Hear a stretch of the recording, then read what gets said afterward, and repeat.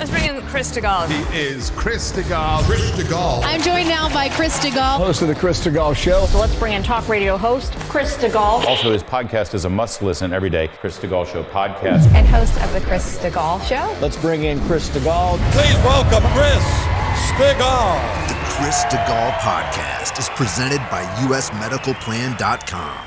Save big money monthly and get better health coverage at usmedicalplan.com. Well, hey there. Thanks a lot for downloading the Chris Stigall Show podcast. I am grateful that you did. Today, you're going to hear some of what we think are our favorite segments of the show. You see, I'm on a cruise in Alaska with lots of great listeners and harumpers, listeners of this podcast, people, members of the Harump Society, people that listen to the radio show. Sorry I can't be with you this week. I hope you're having a great holiday week. I hope maybe you've been able to take some time off. I think you'll enjoy the shows we put together for you. I will be back with brand new, fresh, daily headline news every day, as we do right here on Monday, July 8th.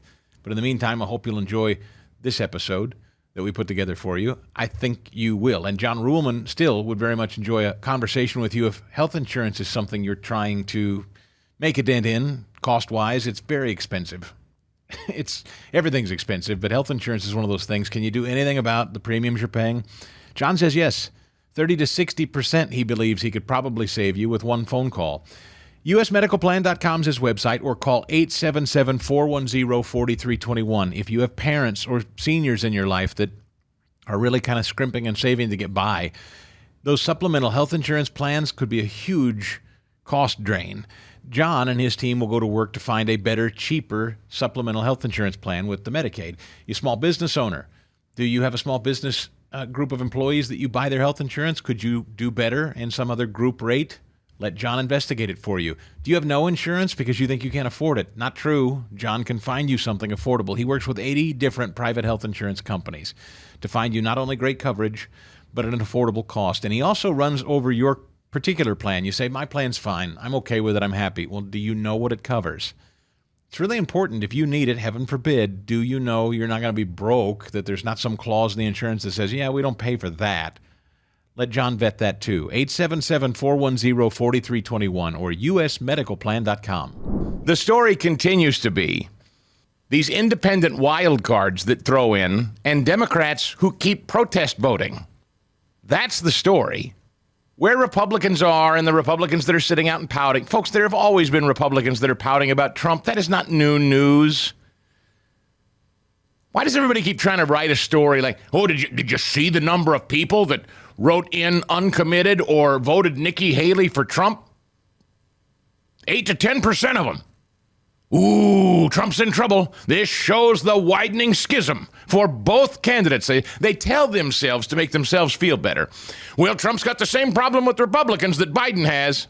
Not even close. No, he doesn't. Look, at the end of the day, if there are Republicans out there that would decide they're going to go vote against their best interests and help Biden by voting third party or voting uncommitted or writing somebody in, nothing I can do to stop them.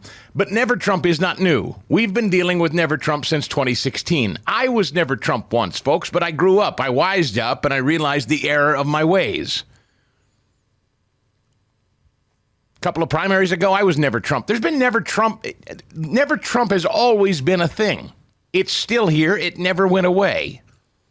Never Biden has not always been a thing. And Never Biden is growing. And that's the news story. Never Biden. And so now you have guys like Menendez who are going independent in New Jersey. It's effectively become a three-way race in New Jersey now between this Republican, who I don't know, I'm sure is fine, whatever, Curtis Bushaw. Maybe we'll get him on the show and find out more about him. He's running against the Congressman Andy Kim, the Democrat. These are names, at least Andy Kim, names that most people would assume would win.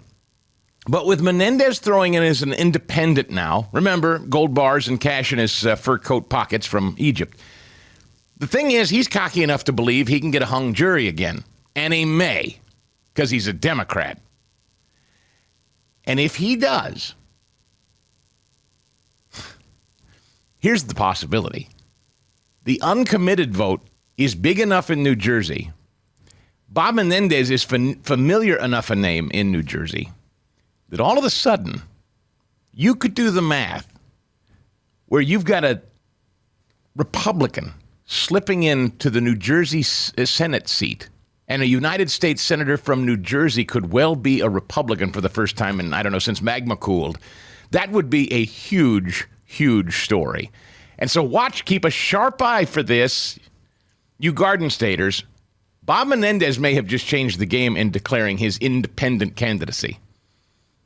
So, again, add the protest vote for Biden, which was heavy. More people sitting out and pouting that Biden doesn't hate Jews enough. This Free Palestine thing is becoming a deal. My 19-year-old son came over to me yesterday and asked, Dad, what is this Free Palestine thing? He wants to know. Why is everyone I know saying Free Palestine? I said, because they're idiots and they don't know anything. That's why. He said, well, explain. So I did. I gave him kind of my cursory 30,000-foot view of Free Palestine. You want to know, and I said, do you want to know what this boils down to? In terms of the total lack of understanding, all these morons that you see saying Free Palestine, you know what it boils down to in its essence? And I showed him a clip that I posted on social media yesterday. It reminds me very much of the college girls from Columbia who went down to NYU.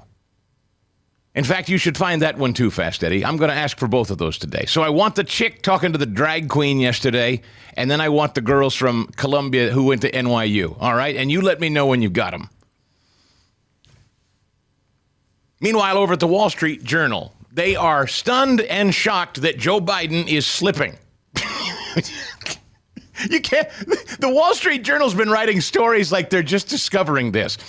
When Joe Biden met with congressional leaders in the West Wing in January to negotiate a Ukraine funding deal, he spoke so softly at times that some participants struggled to hear him, according to 5 people familiar with the meeting. He read from notes to make obvious points, paused for extended periods, and sometimes closed his eyes for so long some in the room wondered whether he'd turned out. In a February one-on-one chat in the Oval Office with House Speaker Mike Johnson, the president said a recent policy change by his administration that jeopardized some big energy projects was just a study, according to 6 people told at the time about what Johnson said had happened. Johnson worried the president's memory had slipped about the details of his own policy.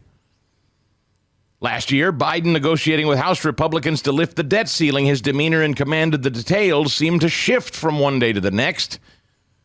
According to Kevin McCarthy, on some days he had loose and spontaneous exchanges with Republicans, and on others he mumbled and appeared to rely on notes.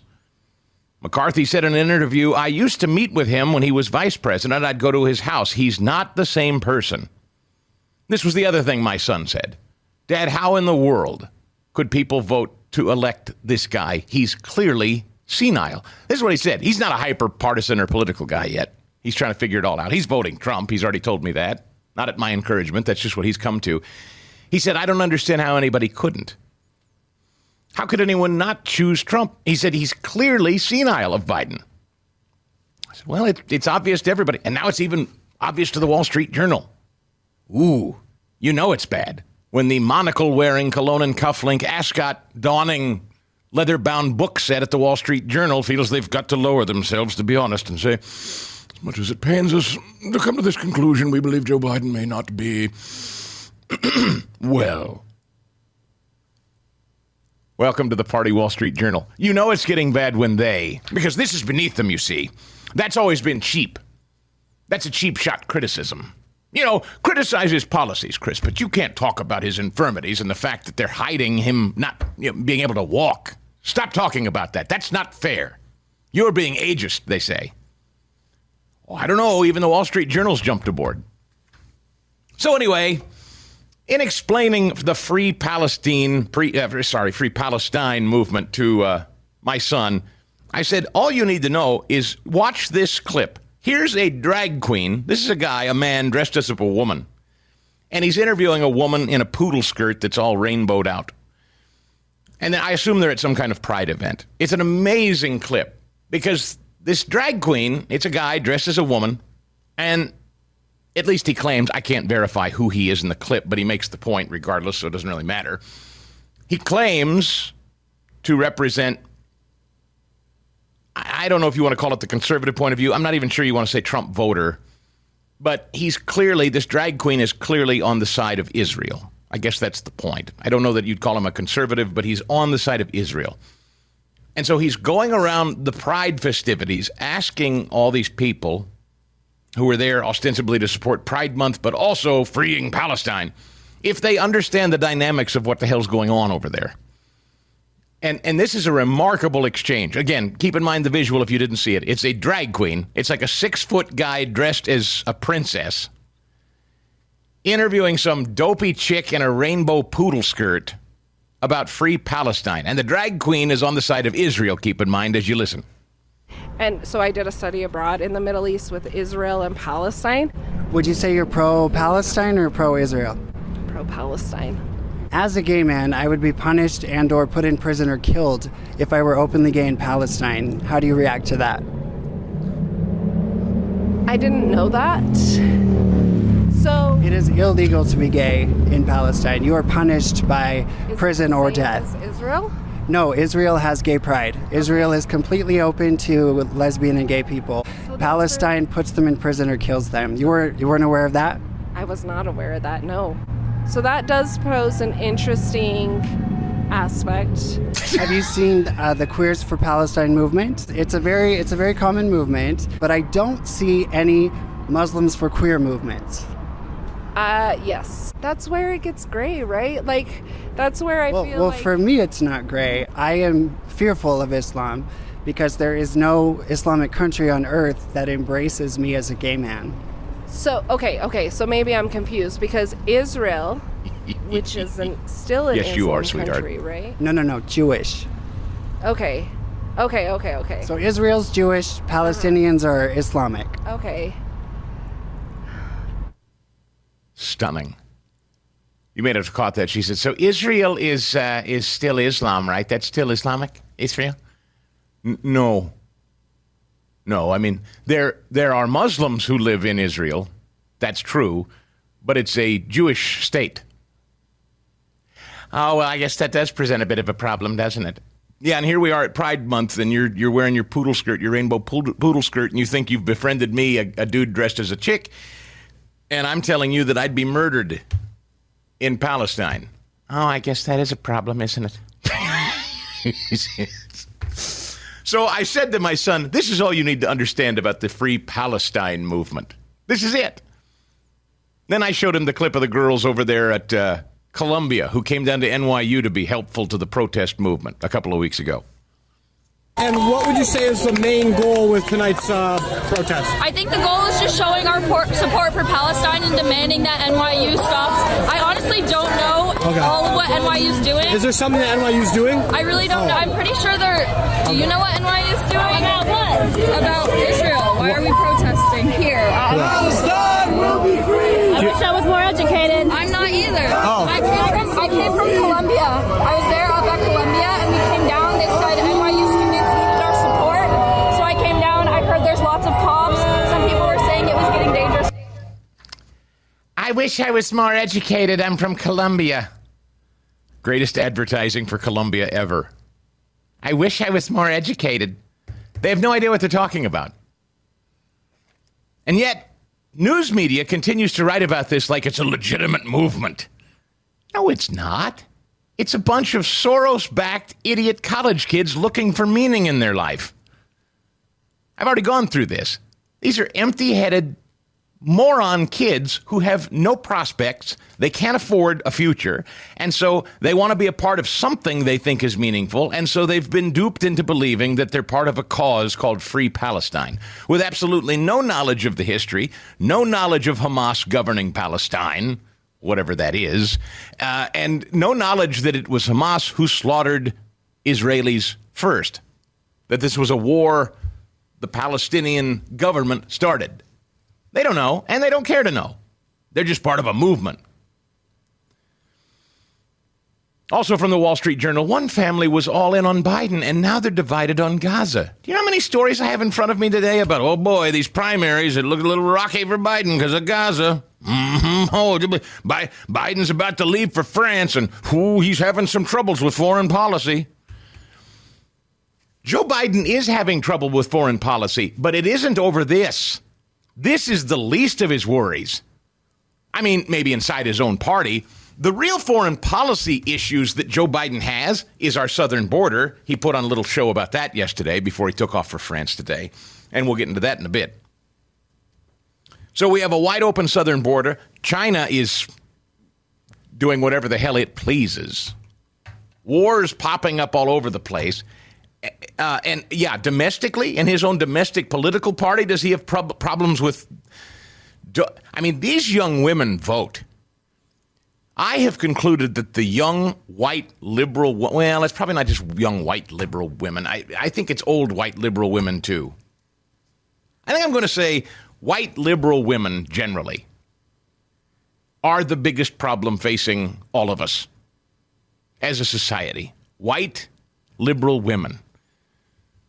The old women who still think it's 1960 in their Jane Fonda burning bras, and then these young, stupid women with skulls full of mush who just are searching for some kind of meaning, and so I'm from Colombia. I wish I were better educated. I don't really... Isn't Israel Islam? You put those two factions together, that's a sizable chunk of the voting bloc out there. They all vote Democrat. And now Biden's losing them. They're fracturing. That's bad news for the husk. Abe Tlaib and Jane Olszewski are the parents and their parents, all longtime Democrats in the battleground state of Pennsylvania, didn't think twice about voting for Joe Biden in 2020, and they were all ready to do so again this year. But the married couple and their extended families say everything changed when Israel launched a war in Gaza. Excuse me? Israel launched its war in Gaza. This is the Wall Street Journal I'm reading.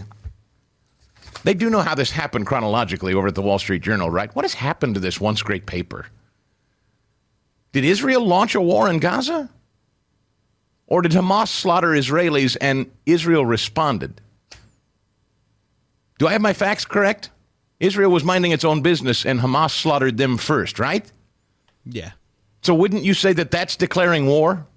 Absolutely. Yeah, so Israel did not, in fact, declare war on Gaza, in Gaza. Even the Wall Street Journal says this. I don't even think they know they said it. It's just instinctive with these people. Anyway, Biden's support for Israel during its military offensive has left the couple on the fence about voting for the man they helped elect 4 years ago, and it has left their broader family splintered. Some members argue voting for Biden is still the only way to prevent Donald Trump from returning to the White House. I have a very hard time imagining myself being able to pull that lever for him, seeing what Biden has endorsed and allowed to happen, says the 37-year-old Abe Tlaib, a nonprofit recruiter. It's very hard to say yes because voting is still a tacit endorsement of that individual. As they gathered on a recent evening on their back patio at the Tlaib parents' home in Pittsburgh's Highland Park neighborhood, the couple and their parents' discussion over dinner offered a glimpse at how many Democrats are weighing the Israel-Hamas war, among other voting considerations such as the economy and preventing a second Trump term. This is deranged. This is a huge write-up about the legitimate chin-scratching study of the divisiveness inside the Democrat. These people are ignorant stooges. You can't legitimize this. They don't know what they're talking about. What is this rift amongst the Democrats? You're dealing with stone-cold radical morons who are driven by two things: ignorance and their hatred for Trump. And the question for the Wall Street Journal and others is, what's going to win? So do you, as a progressive, want to free Palestine more than you hate Trump? Is I guess the question before us? Think of that. Think of how stupid things have gotten. How idiotic it's become that this is what Democrats are now discussing amongst themselves. This is what the media is trying to parse and treat as a legitimate thing. These people are, I would call them borderline mentally ill. They're motivated by something that is not real politically. It's not even real. Hamas murdered Israelis. And they're mad at Biden. I can't even believe, I don't want to sound like I'm supportive of the guy. And quite frankly, if they had half a brain, which they don't, they would know that a Donald Trump presidency would end this conflict fast. They would know, if they were honest, that a Donald Trump presidency in the first term was peace. Peace broke out throughout the Middle East. Donald Trump struck the Abraham Accords, one of the most successful peace accords in American history, probably the most. Trump was about to open free trade amongst Israel and many Islamic countries, Saudi Arabia among them. And Iran didn't want that. We've learned that here from other guests like our friend Tony Schaefer. And Iran said, we can't have this. We can't have Israel normalized with all of its neighboring Islamic countries. So they fund and they stoke and they encourage Hamas to go in and start slaughtering people. Israel has to respond. We're now in the middle of a full-blown war.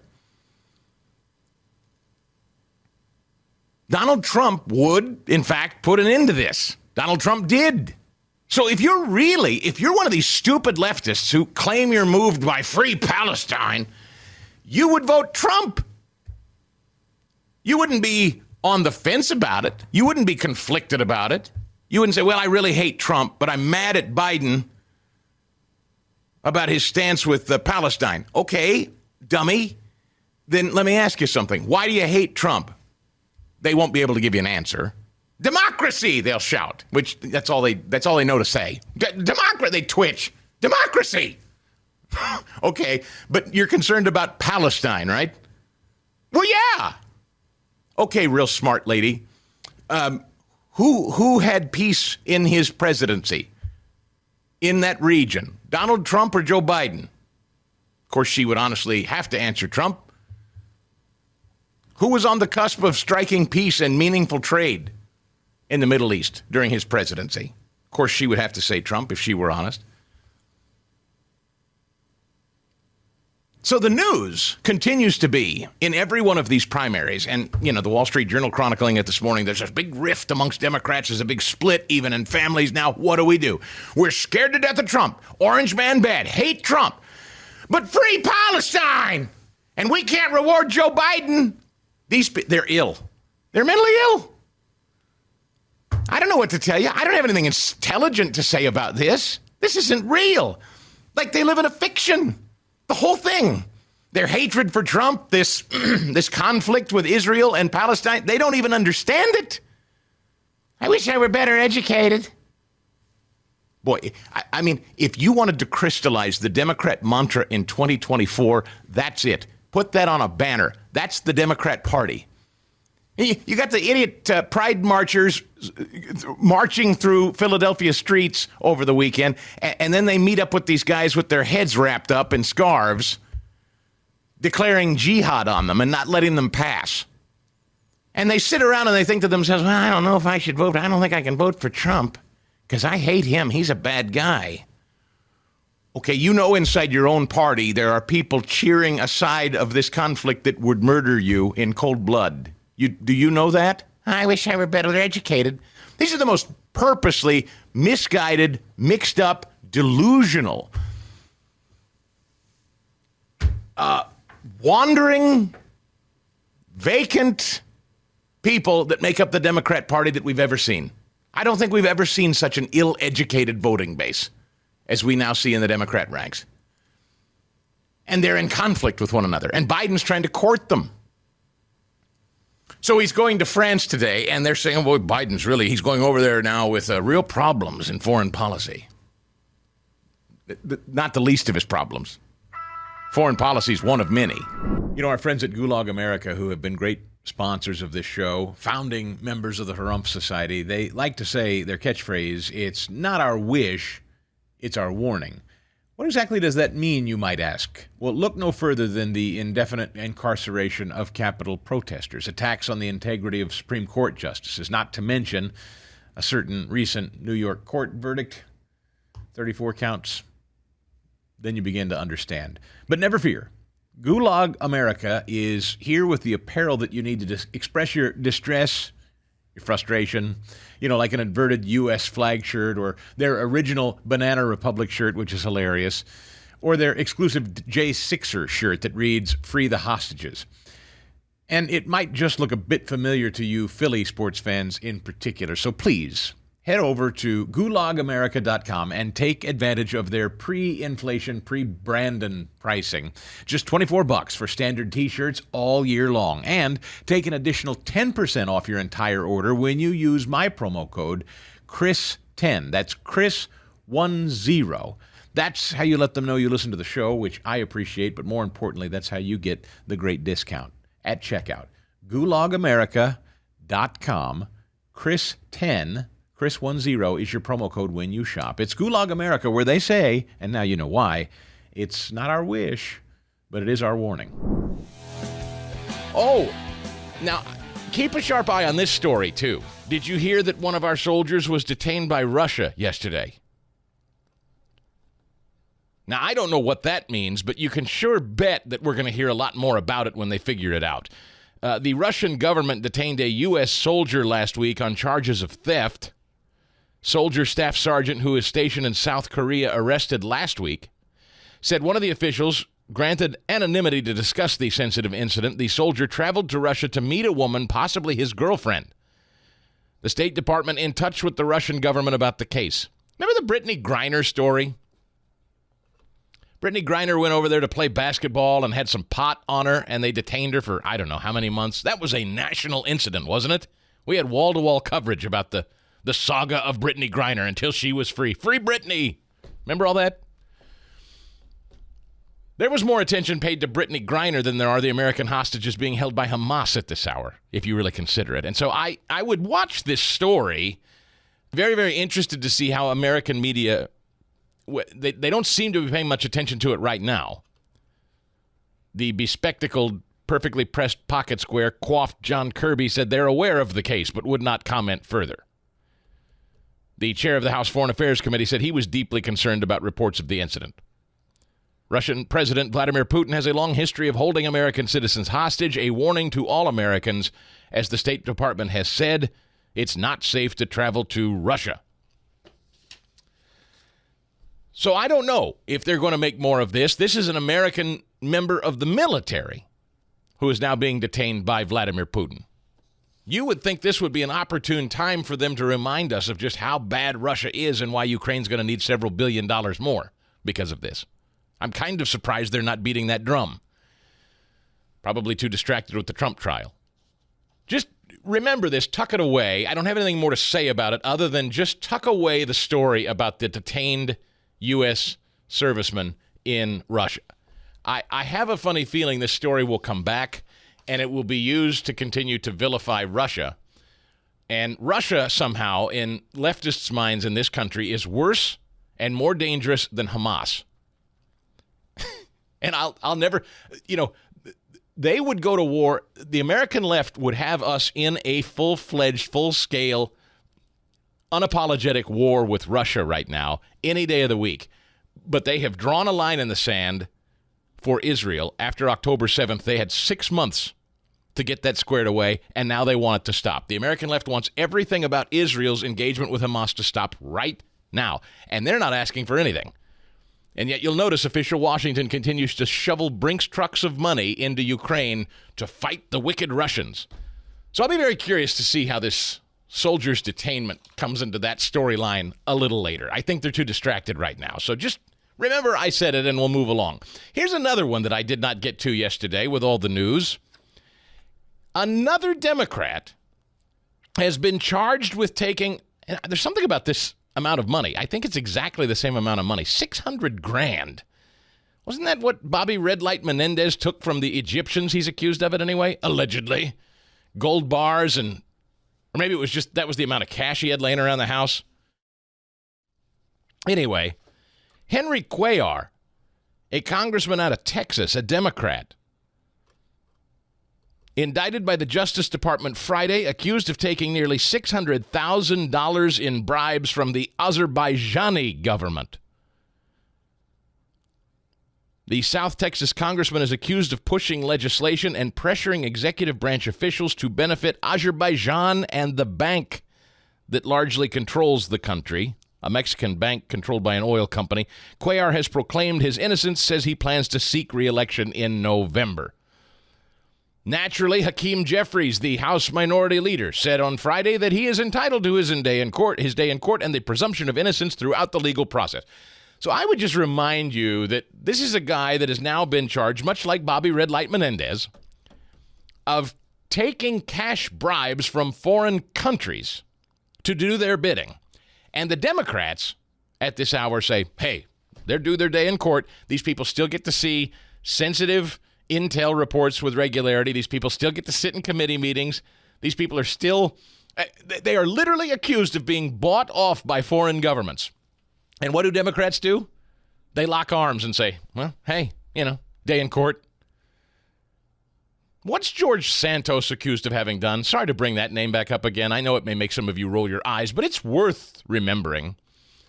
George Santos, I don't know if he was actually ever convicted of a crime or not, but at the time, I know he was just accused of, I think, defrauding his voters. He certainly lied about his resume. He lied about his professional background and that sort of thing. I think that was what he was accused of doing, just lying to voters, right?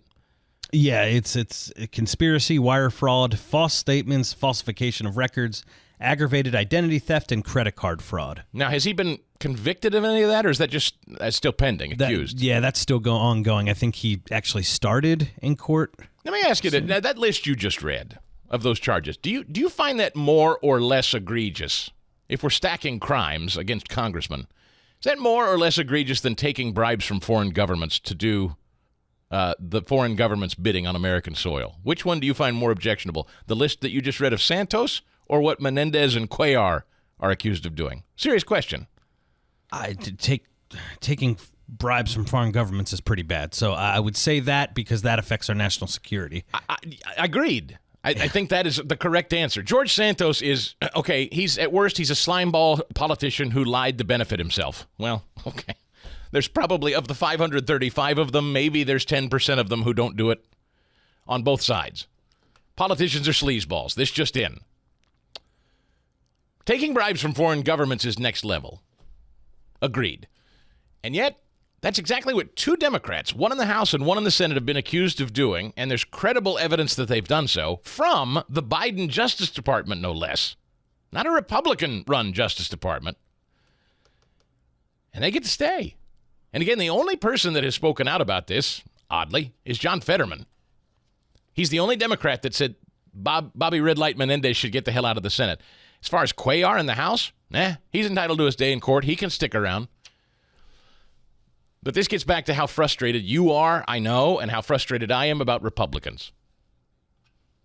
George Santos, accused of that list of crimes, just accused, he's not been convicted of anything. And I think you're probably like us when you listen to the list of crimes that George Santos is accused to have committed versus taking hundreds of thousands of dollars from foreign governments. You would say to yourself, well, it's clearly more egregious to be doing work on behalf of foreign governments in our Congress. That's clearly worse. And yet Republicans threw George Santos out. They took a vote to expel him, and expel him they did, and they tossed him and cost the Republicans one more vote and continued to chip away. And then we've had several resign or, quit early. And now we're down to a one-vote threshold in the House. California Kevin bailed, and others. Got a story here, too, about Marjorie Taylor Greene and Massey meeting with Mike Johnson, the Speaker of the House, yesterday. Might get into that in a minute. That's getting tenuous. And the Democrats love it. They basically are bragging that they run the show now. Well, how can you argue it? I mean, Hakeem Jeffries just said that on 60 Minutes, how proud he is. How excited he is, how funny he thinks it is. He told Norah O'Donnell on 60 Minutes, technically the Republicans are in charge, but everybody knows who's driving the bus. It's us. Quote, even though we're in the minority, we effectively have been governing as if we're in the majority because we continue to provide a majority of the votes necessary to get things done, and those are just the facts. Very frustrating. You have a congressman on the Democrat side accused of taking over $500,000 from a foreign government. And Hakeem Jeffries says, he's due his day in court. Meanwhile, we basically own Mike Johnson. He needs us, which means we're getting our agenda passed through. So Marjorie Taylor Greene and Thomas Massie meet with him yesterday, and they say, what the hell's going on? You're doing the Democrats' bidding. And Mike Johnson keeps saying, guys, I get it. I know. I wish we could all be conservative, but we can't. We got to legislate. We got to govern. Remember, that's the most important thing to Republicans is passing legislation while they're in charge. If they're not passing legislation, then they're not doing anything. And don't you understand? They're going to be afraid of the American electorate, who will scold them for not doing something while they're in charge. This is one thing I wish we could disabuse the Republicans of. This idea that when they're in power, we need them to be doing something with it. We need to see them passing legislation.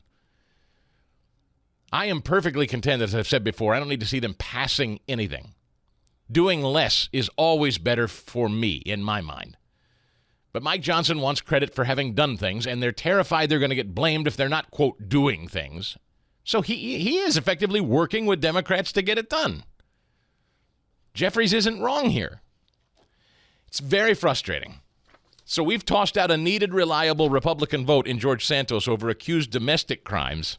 This guy Cuellar, he's just like Menendez. They're bagging cash, and they're free to just walk about, attend meetings. They're still taking classified briefing information. They're accused of taking money from foreign governments, Fast Eddie. Chris, and who's one of the players involved in this Israel-Hamas war? Egypt. Yep. So Menendez still gets to walk. And he's on Senate Intel, I think. Yeah. He still sees the most sensitive of all the intelligence. Frustrating.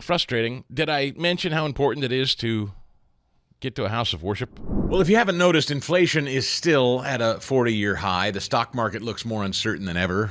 And a new central bank digital currency is on the way. That could be the government's ultimate surveillance tool against Americans. It seems like the government is playing games with your savings and retirement. And so what do you do to help protect yourself? Did you know you can put physical gold and silver into an IRA or a 401k with zero taxes or penalties? Millions of Americans are doing it right now. And you should consider it, too, if you want to preserve and protect your wealth. And there's only one company that I would recommend to you to do that. It's a company called Preserve Gold. Now, they'll go over all your options and make the process of acquiring precious metals easy and simple. So if you're looking to help protect your retirement with a trustworthy company, request your free investment guide from the experts at Preserve Gold. Preserve Gold is accredited with the Better Business Bureau. They have hundreds of 5-star reviews, so you know you're in good hands. Just text Stigall to 50505. Again, text Stigall, my last name, Stigall, to 50505 and get an exclusive offer for everybody that's tuned into this show. You're going to get up to $15,000 in free gold and silver with a qualifying purchase or a retirement account rollover. Yeah, that's huge. Don't wait. Text my name, Stigall, to 50505 today. Get your free gold and silver investment guide and take that first step. Again, that's Stigall, Stigall. Text it to 50505 and get your free guide from the good people at Preserve Gold. On the last episode of Fulton County DEI, Fannie Willis took the stand. We haven't even heard from your Humpy. office objected to us getting Delta records for flights that you may have taken when Mr. Wade. Well, no. Look. I object to you getting records. You've been intrusive into people's personal lives. You're confused. You think I'm on trial. These people are on trial for trying to steal an election in 2020. I'm not on trial, no matter how hard you try to put me on trial.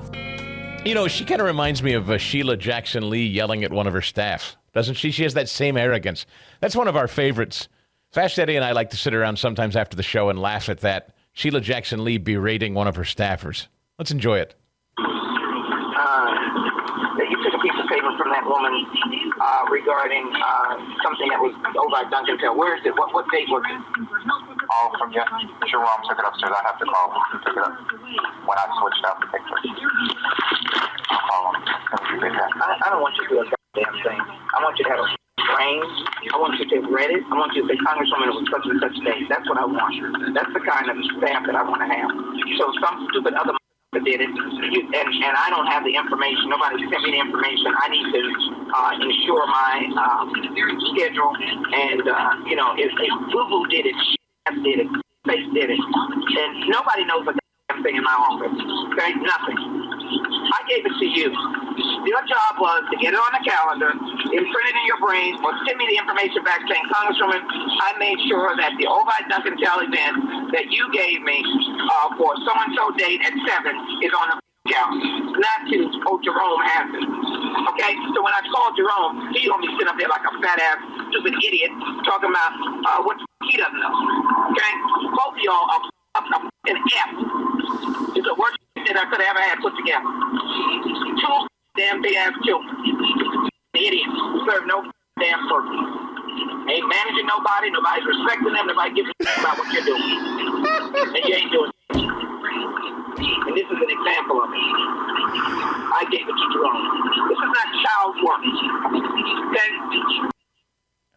I always imagine Jerome hearing this recording going, what the hell did I do? Poor Jerome. It's really remarkable to listen to stupid people be arrogant and abusive, isn't it?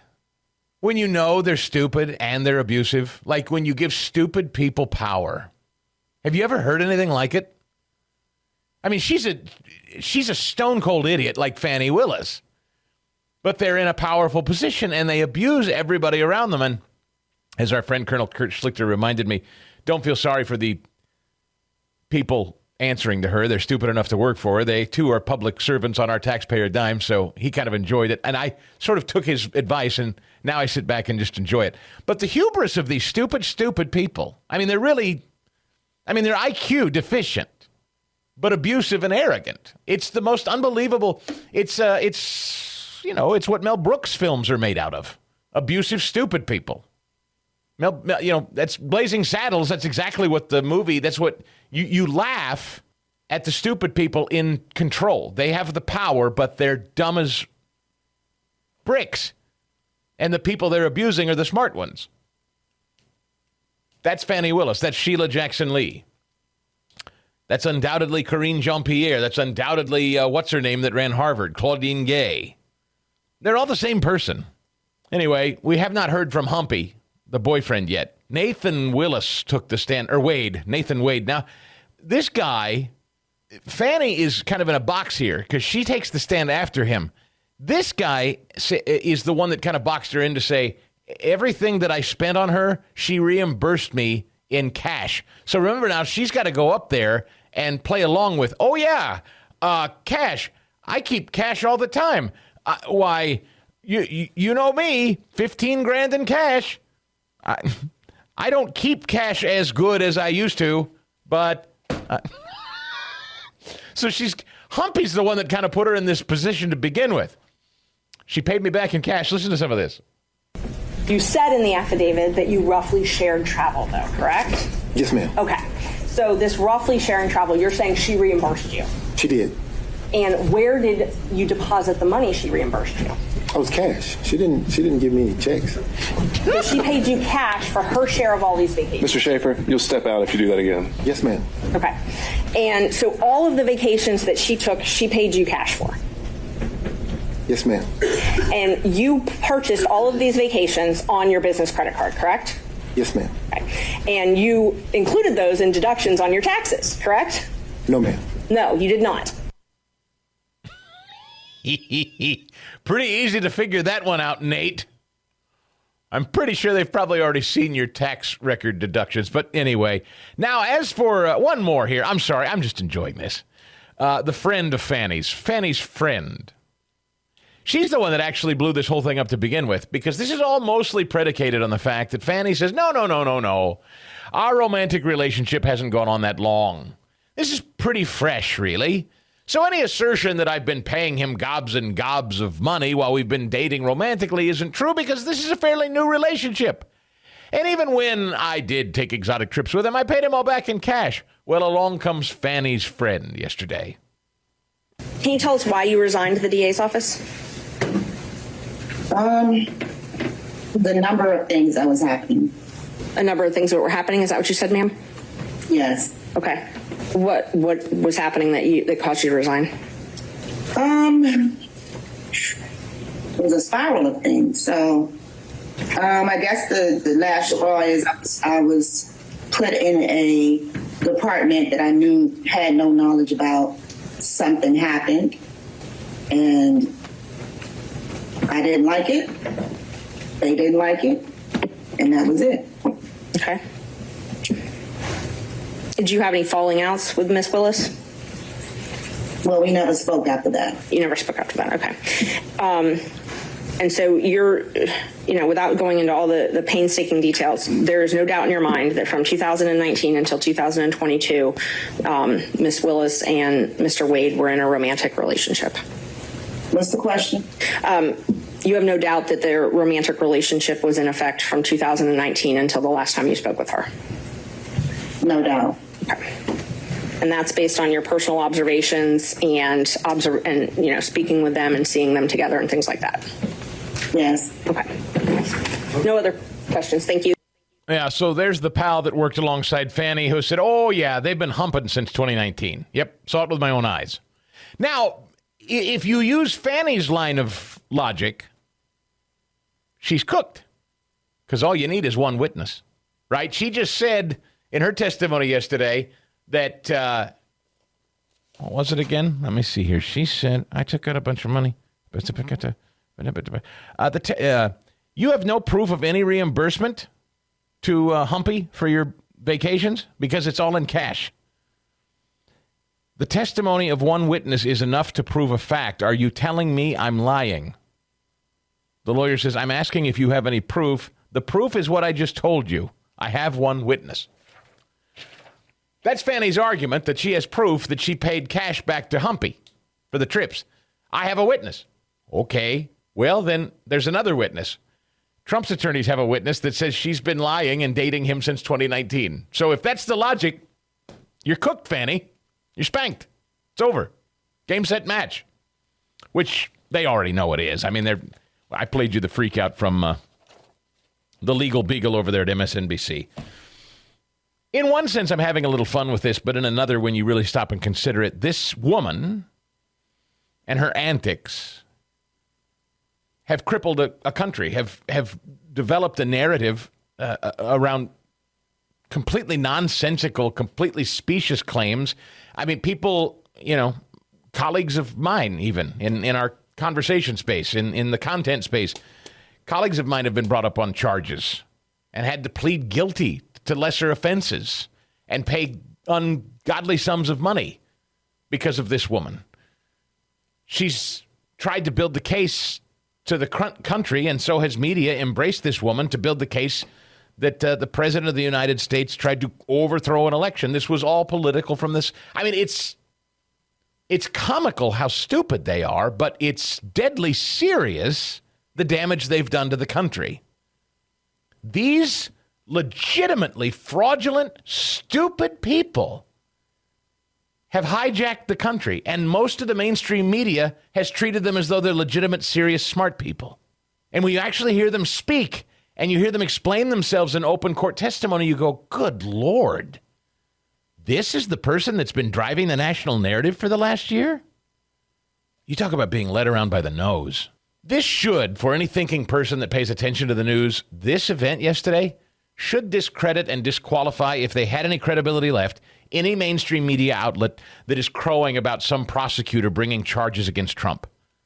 This should be Exhibit A as to why you do not trust anyone talking about charges against Trump in a courtroom. Hey, Mike Lindell and MyPillow, you know the name. 20 years they've been singing the jingle on Fox News and on the radio. And it's no secret that Mike and the company have come under a lot of scrutiny and a lot of attack. Big box stores have tossed MyPillow from their stores. Even the online retailers now won't sell MyPillow products. And who does that hurt, really?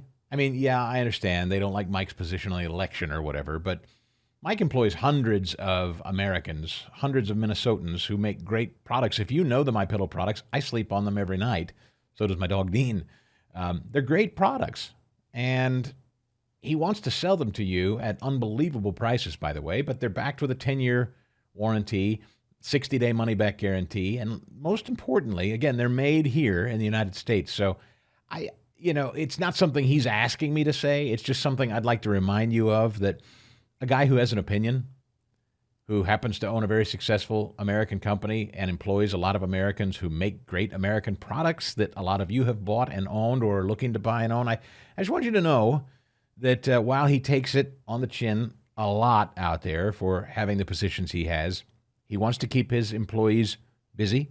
He wants to keep the company moving along, and so he's passing on huge, huge savings to you and what he's calling the $25 extravaganza.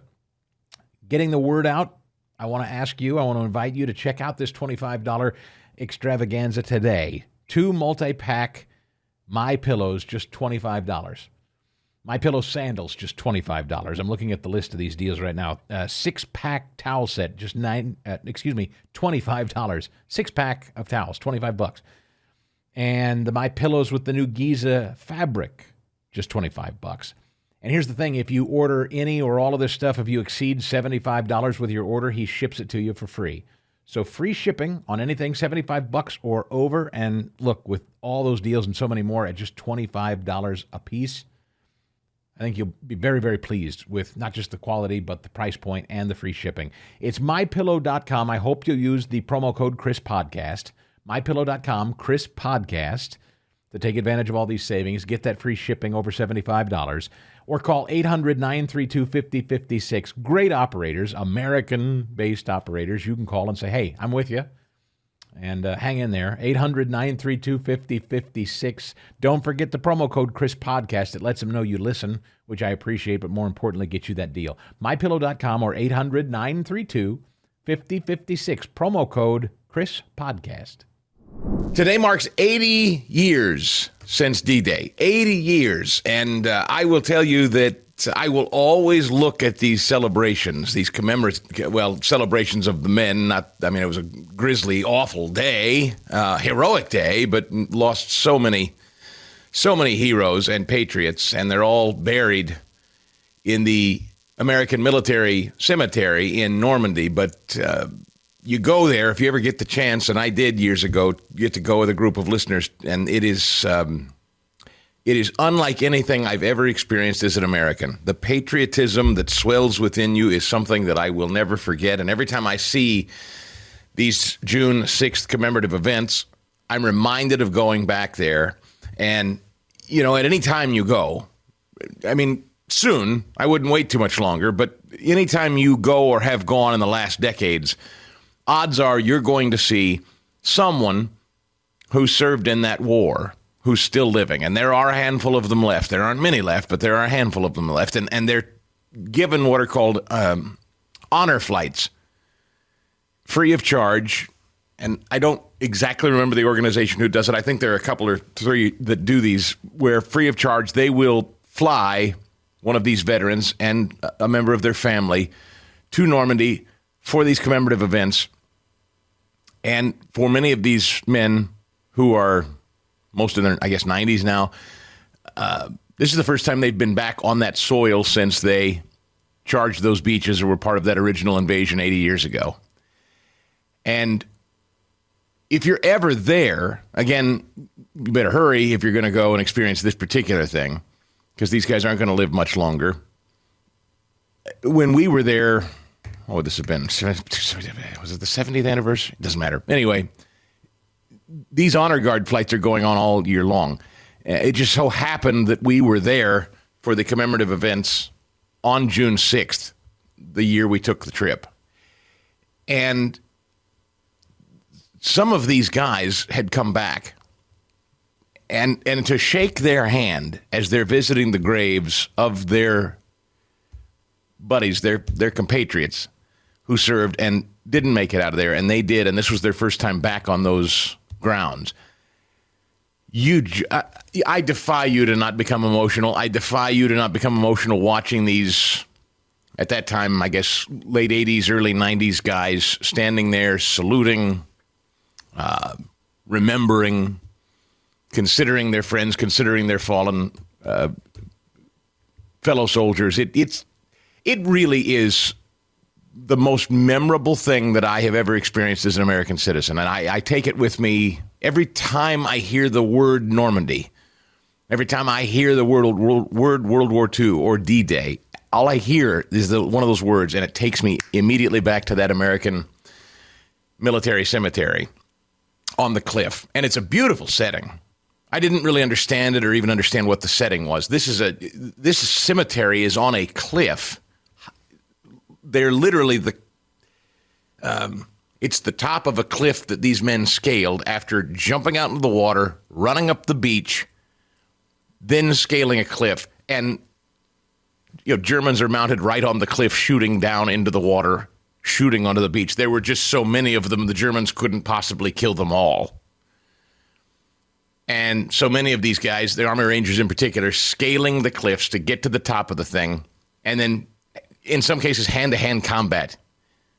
I mean, it's the stuff of, like, Rambo, Die Hard movies. It's stuff human beings don't do. You almost can't even believe it happened. You read about it, and then you see it, and you think, how in the world? It's the most amazing, heroic feat when you see it laid out like that I have ever seen. And maybe there are people that would quibble that there are other military exercises that have been more heroic. I don't know which they would have been. You imagine me, a 19-year-old kid, being asked to run up a beach. Now, there are guys up there on top of that cliff that are going to be firing down on you when you jump out into the water and start running up this beach and try to get to the cliff so that they can't fire directly on you. And then I need you to scale up the cliff and try to take the guys out with the guns at the top. Okay? Ready? Break. You're 19. You want to go back to being 19 and imagine being told that? But these guys did. And that some of them still live with us today and can tell the story. And that they get to take this trip on this 80th anniversary. And what is so cool, I'll just say, again, if you ever get the chance, I hope you do, there's a little village throughout Normandy, France. It's a very rural part of the world. I didn't know that either. I didn't really have a sense of I'd never been to France, ever. We flew in and we stayed in Paris for a few days, and that's obviously very metropolitan and busy. And then you get on a bus, and Normandy's kind of out in the middle of nowhere. I mean, it's, I don't know, Fast Eddie, it's a bit like if you boarded a bus in Center City, Philadelphia, and the bus took you out in the middle of Lancaster County. It's kind of that. It's like you're not going anywhere. There's nothing to do. Maybe there's a Motel 6. And that's about, there's no restaurants, there's no city, there's nothing. It's just, you're out in the middle of country and farm fields. People have little rural inns and things like that. But in these communities, and much like any rural community here, there are little villages. And one of them is Saint Marie Iglesia. And some really amazing stuff happened there. I'm not going to go through it all because, number one, my memory is not great, and I'll screw up some of the details, and some of you World War II buffs will correct me anyway, so I'm not going to try. But Saint Marie Iglesia is one of the little villages closest to the actual site where, again, guys are dropping in via parachute overnight, mind you, before this advance in the morning. So you get guys flying in the dark of night, jumping out of planes via parachute in the pitch black. Germans know they're coming or anticipate that might be what they try, so they physically flood farm fields, knowing that these guys are going to be jumping in the dark and can't see anything, and when they land, they'll just get stuck in effectively quicksand, and guys literally drown in farm fields. They still can't find the remains of some Americans today. Guys who jumped out of a plane in the dark of night with a parachute and just got stuck on a farm field and drowned. I mean, and these Germans, you read about how the Germans were thinking. Like, they anticipated as best they could in every creative way they possibly could. How are the Americans going to come at us? And they set the most intricate booby traps, the most deadly, heinous, rotten. I mean, these people were evil, and they thought it through. They were like, okay, if they do this, then what do we do? And they'd set a trap, and they slaughtered countless Americans. But what they could not have imagined was the D-Day operation. They had no idea. It would never have occurred to anybody that over in England, they're building docks, flotillas, movable docks that they ship in overnight. They build a floating dock in the middle of the water so that these guys can hop out on them. Tanks and munitions and other things can hop out on these docks in shallow enough water to advance up on the beach. This was the way they were going to surprise these guys, what they called mulberries. It is a stunning, and I must say in school I didn't ever learn this story. So as I'm really listening and reading the details of it for the first time, it sounds nuts. You're going to build a floating dock in the middle of the water the day we're going to storm the beaches where the Germans are standing. And we're just going to take it. We're just going to go and see what happens. Yep, that's the plan. Ready? Go. I mean, can you imagine? That sounded nuts. It sounds nuts today, but it worked. It worked. And they just, by sheer volume and will, they flood those beaches, they storm those cliffs, they take out those Germans, they drive them back into France, and they liberate the country and then eventually the continent. And one of the closest little villages, as I was saying, didn't forget my place, one of the closest little villages to this initial scene, this initial D-Day invasion, is a place called Sainte-Marie-Église. And the coolest thing about this little village is they do simulated paratrooper jumps every D-Day. They turn their little village into, you know, every small town has some sort of festival, the pumpkin festival, the mushroom festival, the mosquito festival, whatever. Their festival is the D-Day festival. And that little town and little villages like it throughout Normandy, France, are the first to be liberated as the American boys come through their towns and start driving the Germans out who are occupying all their little towns. Now, can you imagine the delight of being this occupied little town by the Nazis, and then in come the Allied forces? It wasn't just Americans, it was British and whatnot as well. Can you imagine being in these little towns, and then in come the good guys, and they run the bad guys out of your little town? These little towns, 80 years later, this is a multi-generational story that they tell to friends and family. So even if the original people living in these little communities aren't alive anymore, they've told their kids and they've told their kids. So these little towns are swelling with love for the United States. And you don't know it because you assume that everybody in Europe just hates the United States. That may have been what you've been told, and, you know, that we're ogres and we're rude and we're obnoxious and Europeans are so much more sophisticated and they don't like us vulgar Westerners. Not if you go to Normandy. You go there and it's like the red carpet is laid out for anything and all things American. I was stunned when we were there on D-Day years ago. I believe it was the 70th. This entire town is American flags.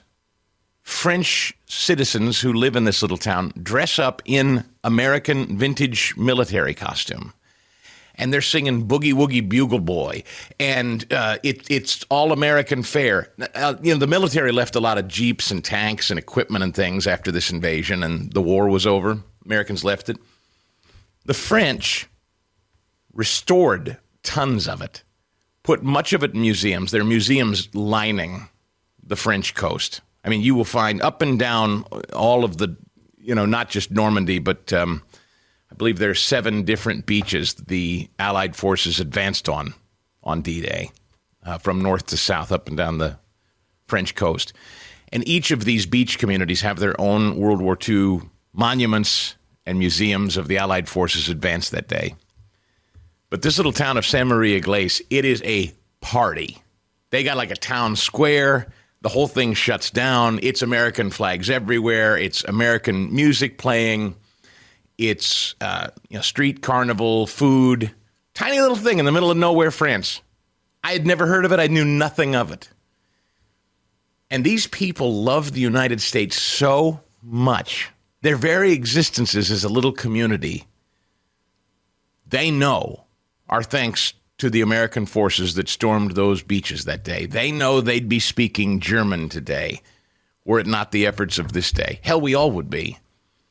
Were it not for the bravery of those men on that day, this day, 80 years ago, in this crazy plan, crazy, it can't possibly work. And they said, it's the best we can do. They've swallowed the entire continent. The only thing we can do is just storm the beach and hope for the best. And they kicked their asses.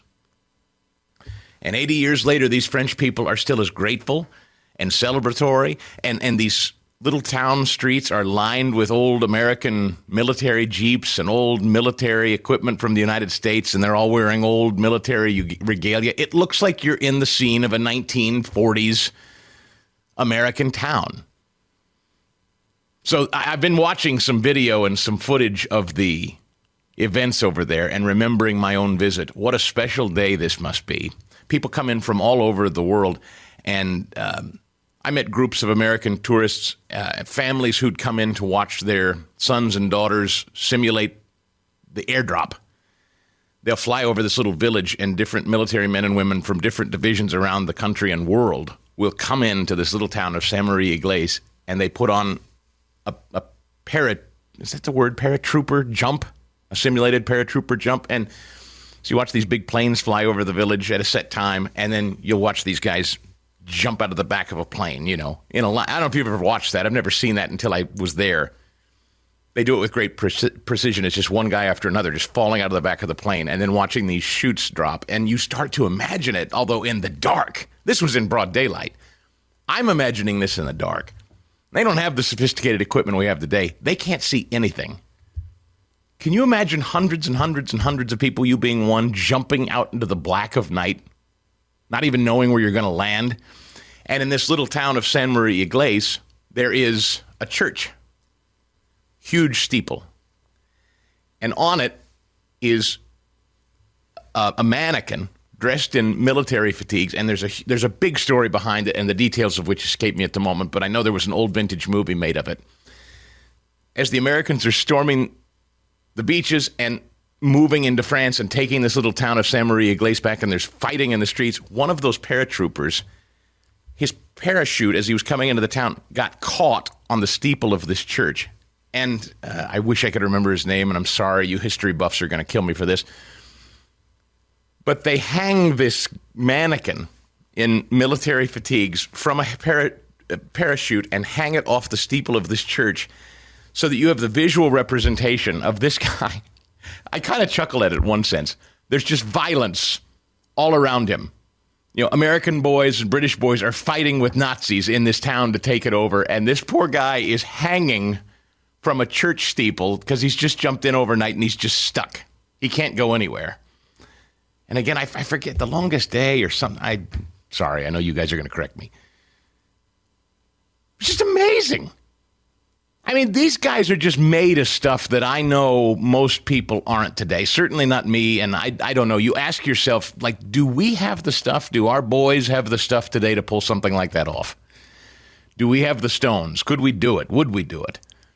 And you see these old men who still live, who go over there for the first time in 80 years to pay tribute to that day, to their fallen brothers, and remember their own role in it. And boy, how your heart doesn't just swell with pride. And then, of course, they advanced on into Europe. There's a tremendous American military cemetery in Luxembourg, which I did not know, and that's where Patton and his remains were left or buried. It is something I will never forget. And if you get the chance, I would so strongly encourage you, spend the money, take the family, take kids to understand what happened there on that day. It's a beautiful setting. When we hear the modern American leftists today, these young, stupid kids screaming that we're occupiers or that Israel is occupiers, that we're advancing to conquer something. That's the greatness of this country. We're not out to conquer anything. We're not out to take or conquer or seize anything. We went to liberate a continent. Yes, keep them from crossing the ocean and coming to our shores as well, but we went to liberate a continent. And we had to burn the damn thing to the ground. We had to destroy that continent. Paris had to be leveled. London had to be leveled. It was deadly. It was bad. It wasn't easy. It wasn't like we went in and kicked a couple of butts and the Germans went yipe, yipe, yiping back to Germany and surrendered. It was nasty. It was ugly. But we won. And then we helped them rebuild. And then we went home. at great personal cost, lives lost, tons and tons of money. But we liberated a people, we rebuilt their community, and then we handed it back.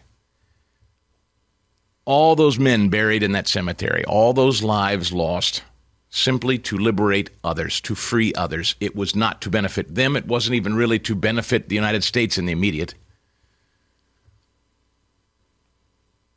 And that's why I object so vociferously. That's why I react so negatively. That's why I get so angry and heartsick. And that's why I have so little tolerance and time for these pipsqueaks in American streets calling us the bad guy, calling us occupiers, calling us colonizers.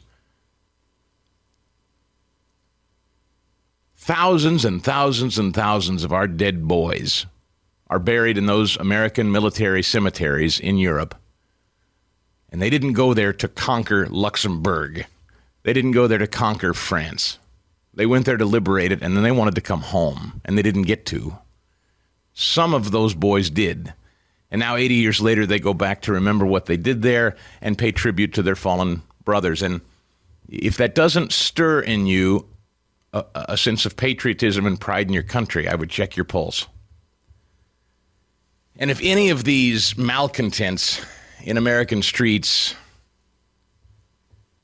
calling us names and running us down actually understood that, I'd like to believe they'd have a change of heart. I'd like to believe most of these people, like me, are just ignorant of that history and don't really understand it.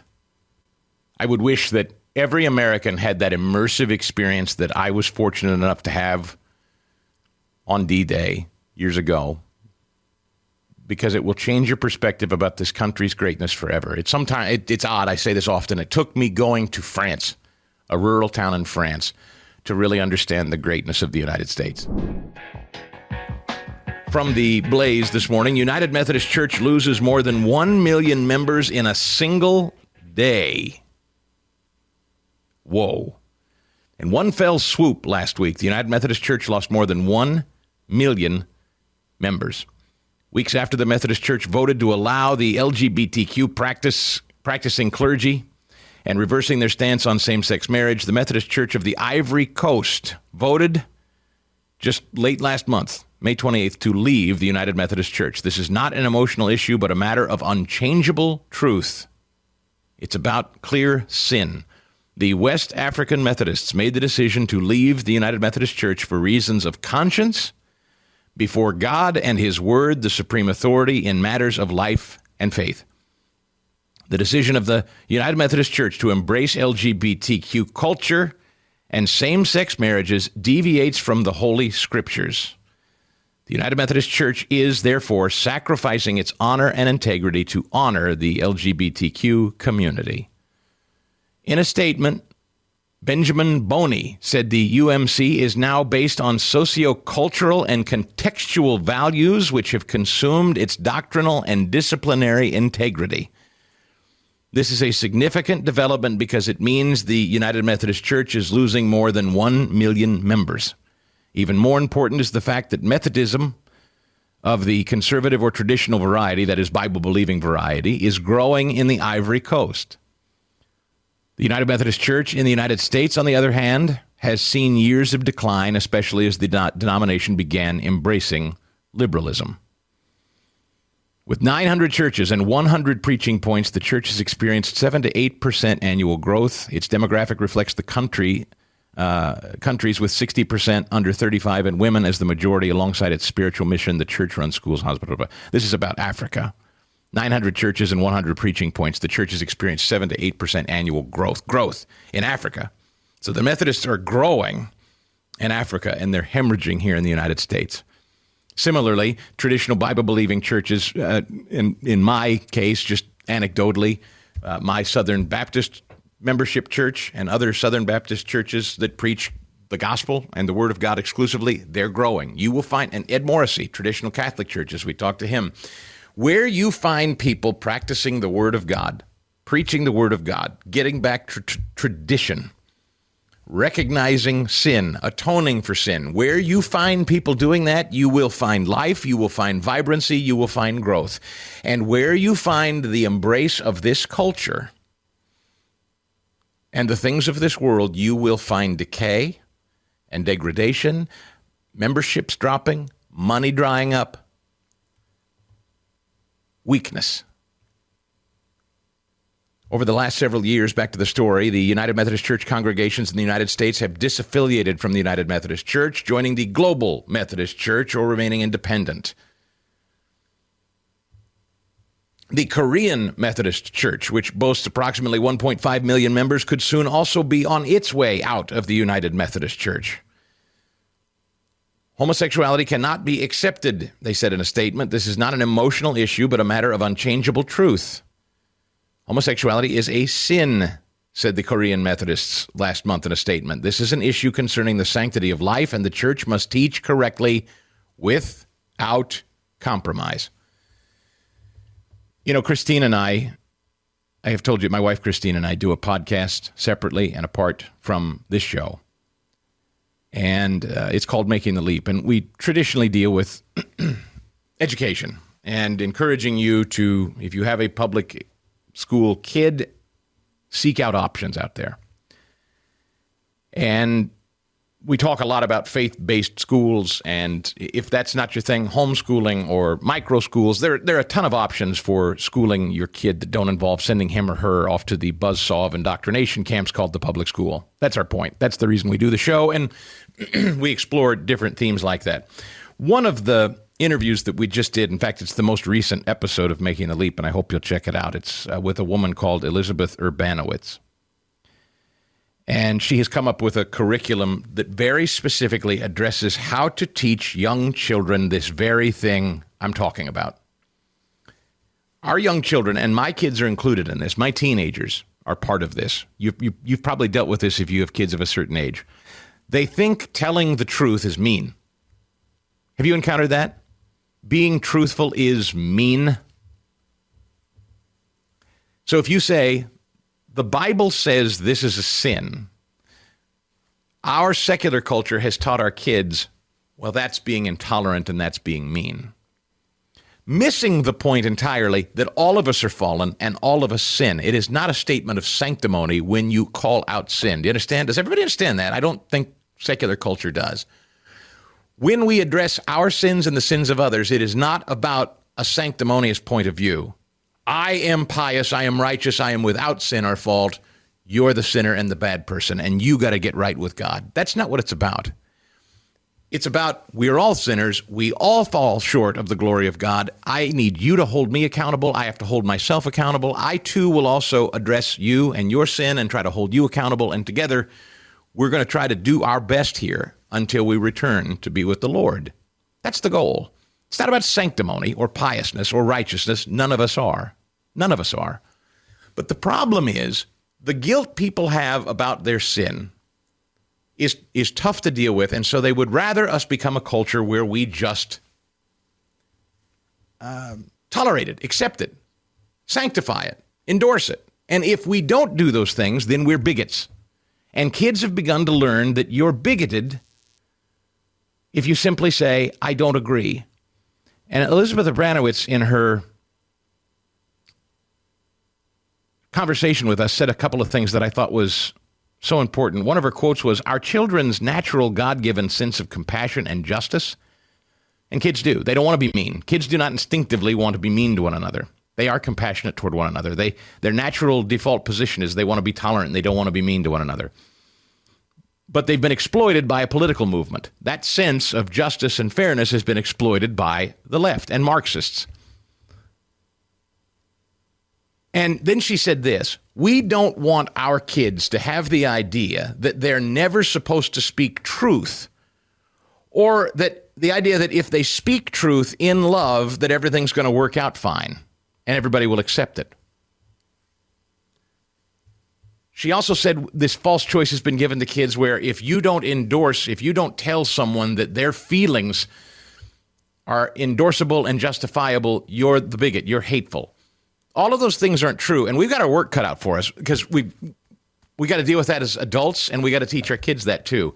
Telling somebody the truth of God's word in Scripture is not hateful. It doesn't make me sanctimonious. It's just telling the truth. Now that I've told the truth in love and said, I love you, I want to see you in heaven with me. Here's what the good book says about sin. I can't endorse this thing that you want me to endorse because here's what the book says, man. I love you. I'm praying for you. I can't get behind what you're doing. They shout in response, you're just a bigot, an intolerant bigot. God is love, right? That's where we are today in 2024. The churches that are sticking by, here's what the book says, and we're all going to work together to atone, repent, hold one another accountable because we're all fallen, we're all getting it wrong, and we're all going to work together to get better. The churches that are doing that and deferring to the word are growing. The churches that are saying, come one, come all, if it feels good, do it, baby. I'm not here to judge you. God is love. You do you. They're shrinking.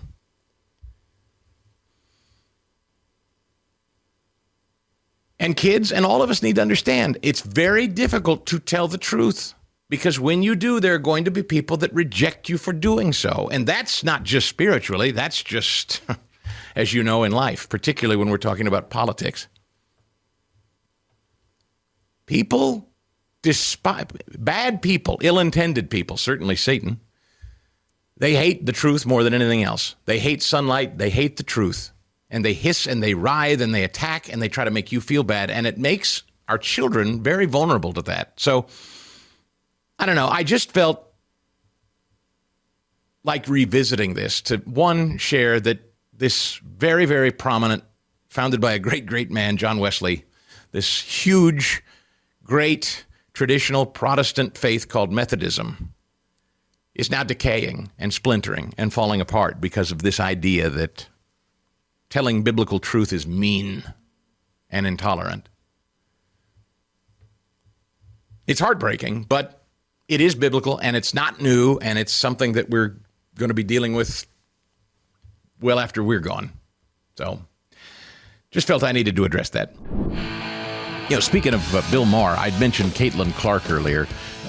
Bill Maher addressed this Caitlin Clark stuff, and the fact that even her own teammates, I guess that's one of the more interesting things about this, too, is so catty are these NBA women, women's NBA people.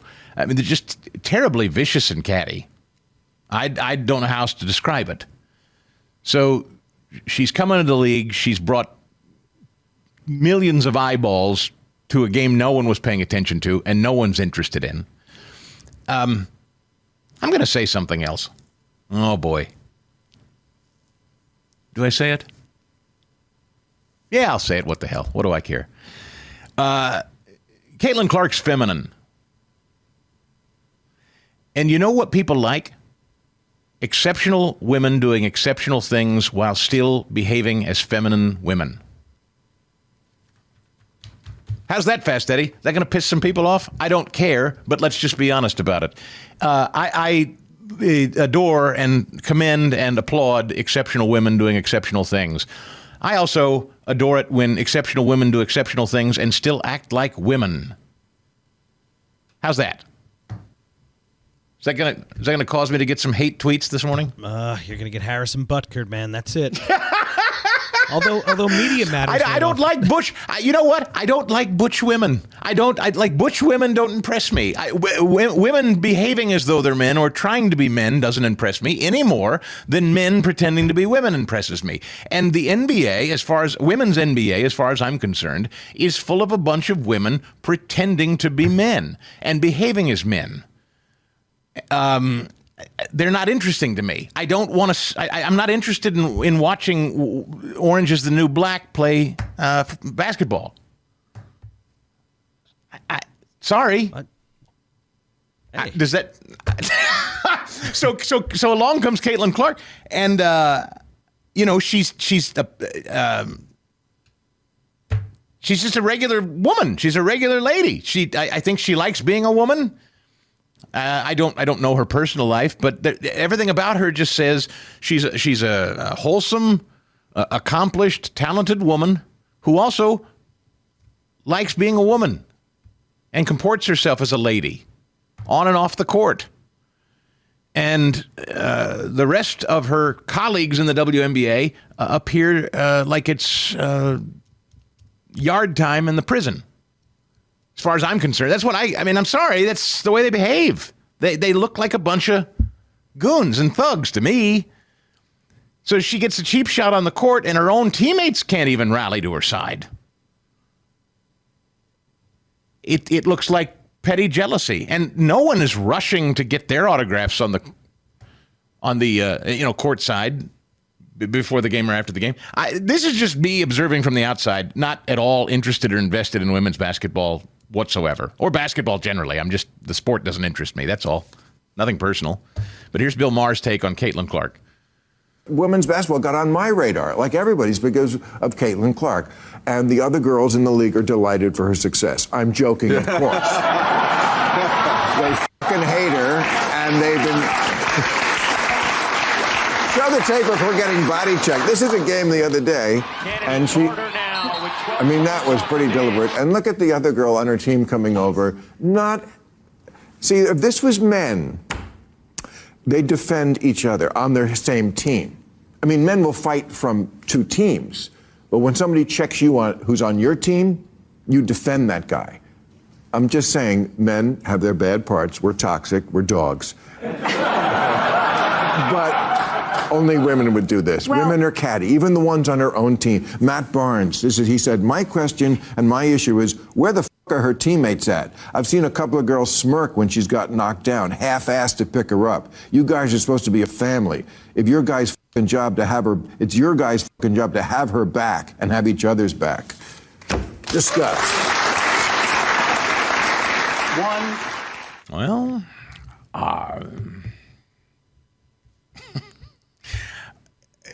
case in point, you mentioned Harrison Butker.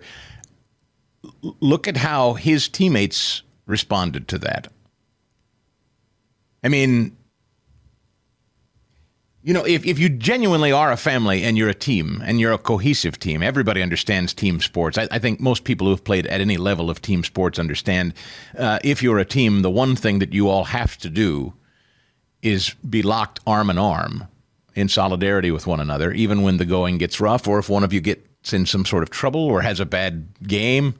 The team is to rise to the occasion and defend their teammate.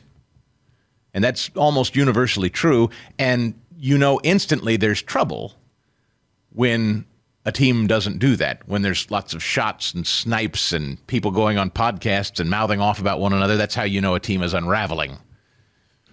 Well, in this case, you have this isn't just a team, this is a league. Is there a single woman in the WNBA who has applauded her or complimented her or welcomed her or defended her? Is there a single one? Maybe there is, and I don't know because I haven't paid attention to it. But it doesn't look like it. It doesn't look like there's a single coach, player, entity in this sport that's defending her. You talk about being alone in the wilderness, and that's, she's getting an okay paycheck, I guess. And, she got snubbed for the Olympic team pick, which is a laugh. I don't know who picks that team, but they snubbed her too. So she's getting cheap shots. Her team's not helping her. Nobody's helping her. They just extended the middle finger to her for the Olympics. I instantly feel sorry for this woman, and she's not asking for my pity. So all these reprobates in the WNBA are doing is making her a martyr. And she's not the one whining, which is going to make her look even bigger and stronger. Her personality and her legend is only going to grow as they continue to dogpile on her, and she continues to take the high road and say, I got to work harder. It's a shame I wasn't picked for the Olympic team. Gosh, I'd love that, but I wasn't. So it says I've still got some work to do, so I'm going to come back and I'm going to work harder, and I'm going to earn that spot next go-around, she says. While all the rest of us sit out here and go, you got screwed, lady, and we all know it, even if you're not going to say it. And her legend just builds. So these jealous, petty, careful, Chris, women that she calls colleague, they're only making her stronger. They're only building her bigger. Caitlin Clark is quickly becoming the Trump of women's basketball. So keep it up, ladies. And I use the term loosely. While we're on the subject, Nashville shooter bought guns with federal grant money. You say, what do you mean while we're on the subject? I mean women who think they're men. This lunatic, the 28-year-old transgender woman who shot and killed 6 people, including children, bought her guns with federal grant money. CNN noting that Hale bought a total of 7 guns between October 20 of 2020 and June 6th, 2022, all legally purchased. Took money from an education grant she received to purchase her weapons and pay for training at a local gun range. This comes from Brian Wilson, colleague of mine down there who does afternoons on WTN in Nashville. Hale hid the guns in her family home, and a day after the heinous shooting, her parents said they were unaware. They thought Hale had bought 1 gun in the past, and then they sold that gun. Hale had guns. She took 3 of them with her to carry out the attack.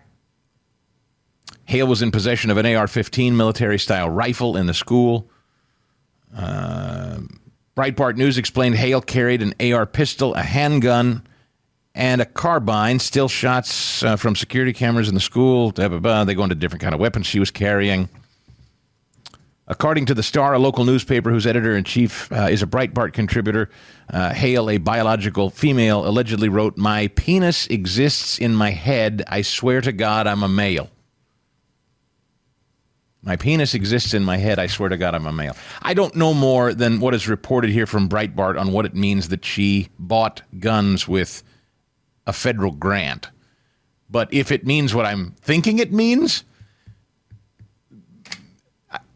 how she directly got grant money, I'd love to find out. That's the missing part of this. How did she receive direct grant funds? Why? That's missing from this story. And when we find out that it's because of her mental illness, and I have a very funny feeling that's what we'll find out. And won't that be delicious when you find out the federal government granted her money because of her mental illness? And then she went out and bought guns. I mean, it's a terribly sad story. And then this one from California. This is amazing. The economy remains undefeated. Economics remains undefeated. California's fast food restaurants have cut 10,000 jobs since they mandated $20 an hour minimum wage. 10,000 people have lost their jobs in California since the legislature said, let's make minimum wage $20 an hour. This is from the New York Post. The California Business and Industrial Alliance slammed Gavin Newsom for pushing through the law, which went into effect April 1st and was blamed for forcing one beloved taco chain to shutter 48 locations in the state last week. California businesses have been under total attack and total assault for years, said the Alliance. It's just another law that puts business in further jeopardy. Several major chains, including McDonald's, Burger King, and even low-cost favorite In-N-Out Burger, jacked up their prices to offset the higher wages. Many had to cut employee hours, and some have expedited a move to automation. They say nearly 10,000 jobs have been cut across fast food restaurants since Newsom signed this bill into law. You can only raise prices so much, and you're seeing it. People are just not going to pay $20 for a Big Mac. It's not going to happen. Meanwhile, what's Trump doing? He's out there saying, let's stop taxing tips. Now, there's an idea. What if instead of forcing companies to pay more money and raise costs on all of us, what if the federal government does with less revenue and we let people who earn tips keep their tip money and we don't tax it as a federal government, says Trump. That's something he floats out on the campaign stump over the weekend. So which works better? What do you think is going to be more stimulus? People who have lost their jobs because of a $20 minimum wage hike? Or people who are allowed to keep their tips and not be taxed on them? Which do you think would work better? Well, I think we already have the answer, don't we, here in the New York Post. Raise people's minimum wage, lose their job. Let people keep their tip money and not tax it and send it off to the federal government. Probably a stimulus, probably a net positive. People more coin in their pocket, more stimulus to the economy. This works every time it's tried. This is not hard to understand. Let people keep more of the money they earn. Great things will happen in the economy. Force companies who employ people to spend more money, get less work, get less productivity, increase costs for everyone. It's This is as clear as the nose on everyone's face. I don't know that kids are taught this anymore, but they ought to. This is, I mean, and that it all happened, this story and Trump's proposal in the same 48-hour window, it's really a remarkable, I think this is like a classroom lesson that every kid should be forced to take and understand. Well, well, well. Would you look at this? Did you see the video that surfaced yesterday from none other than Mrs. Pelosi's daughter, the San Francisco treat, Sloppy Chopper's daughter, was following her around with a video camera on the infamous January 6th. Did you know that, Fast Eddie? Unfortunately, I did. I learned it much later, but I did know that, yeah. I guess if I knew that, I'd forgotten. Didn't really make any difference to me. Do we know why exactly Nancy Pelosi's daughter was chasing her around on January 6th with a camera doing, I guess it was a documentary on her tenure as speaker or something? Yeah, that's what I think it was. It was an HBO documentary, yeah. And so it just so happened that Sloppy Chopper's daughter was toting around a camera crew from HBO when the whole January 6th kerfuffle unfolded, and now HBO has turned over all the footage that Pelosi's daughter has shot here, and there's some stuff in it that doesn't make Sloppy Choppers look all that great, in my opinion. Yours? This sort of changes the whole storyline of who knew what and who did what or who didn't do what on January 6th, does it not? Moments after being whisked away from the Capitol, after being breached on January 6, 2021, then House Speaker Nancy Pelosi, Sloppy Choppers herself, captured on videotape declaring, "I take responsibility for failing to have a better security plan for the complex that fateful day." Whoa! Here's the audio. It's video too, but here's the audio anyway. We have responsibility, Terry. We did not have any accountability for what was going on there, and we should have. This is ridiculous. You're going to ask me in the middle of the thing when they've already breached the inaugural stuff that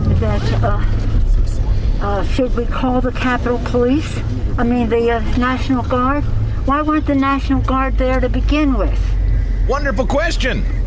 They thought that they had sufficient resources. No, that is not a question of how they had been. They don't know.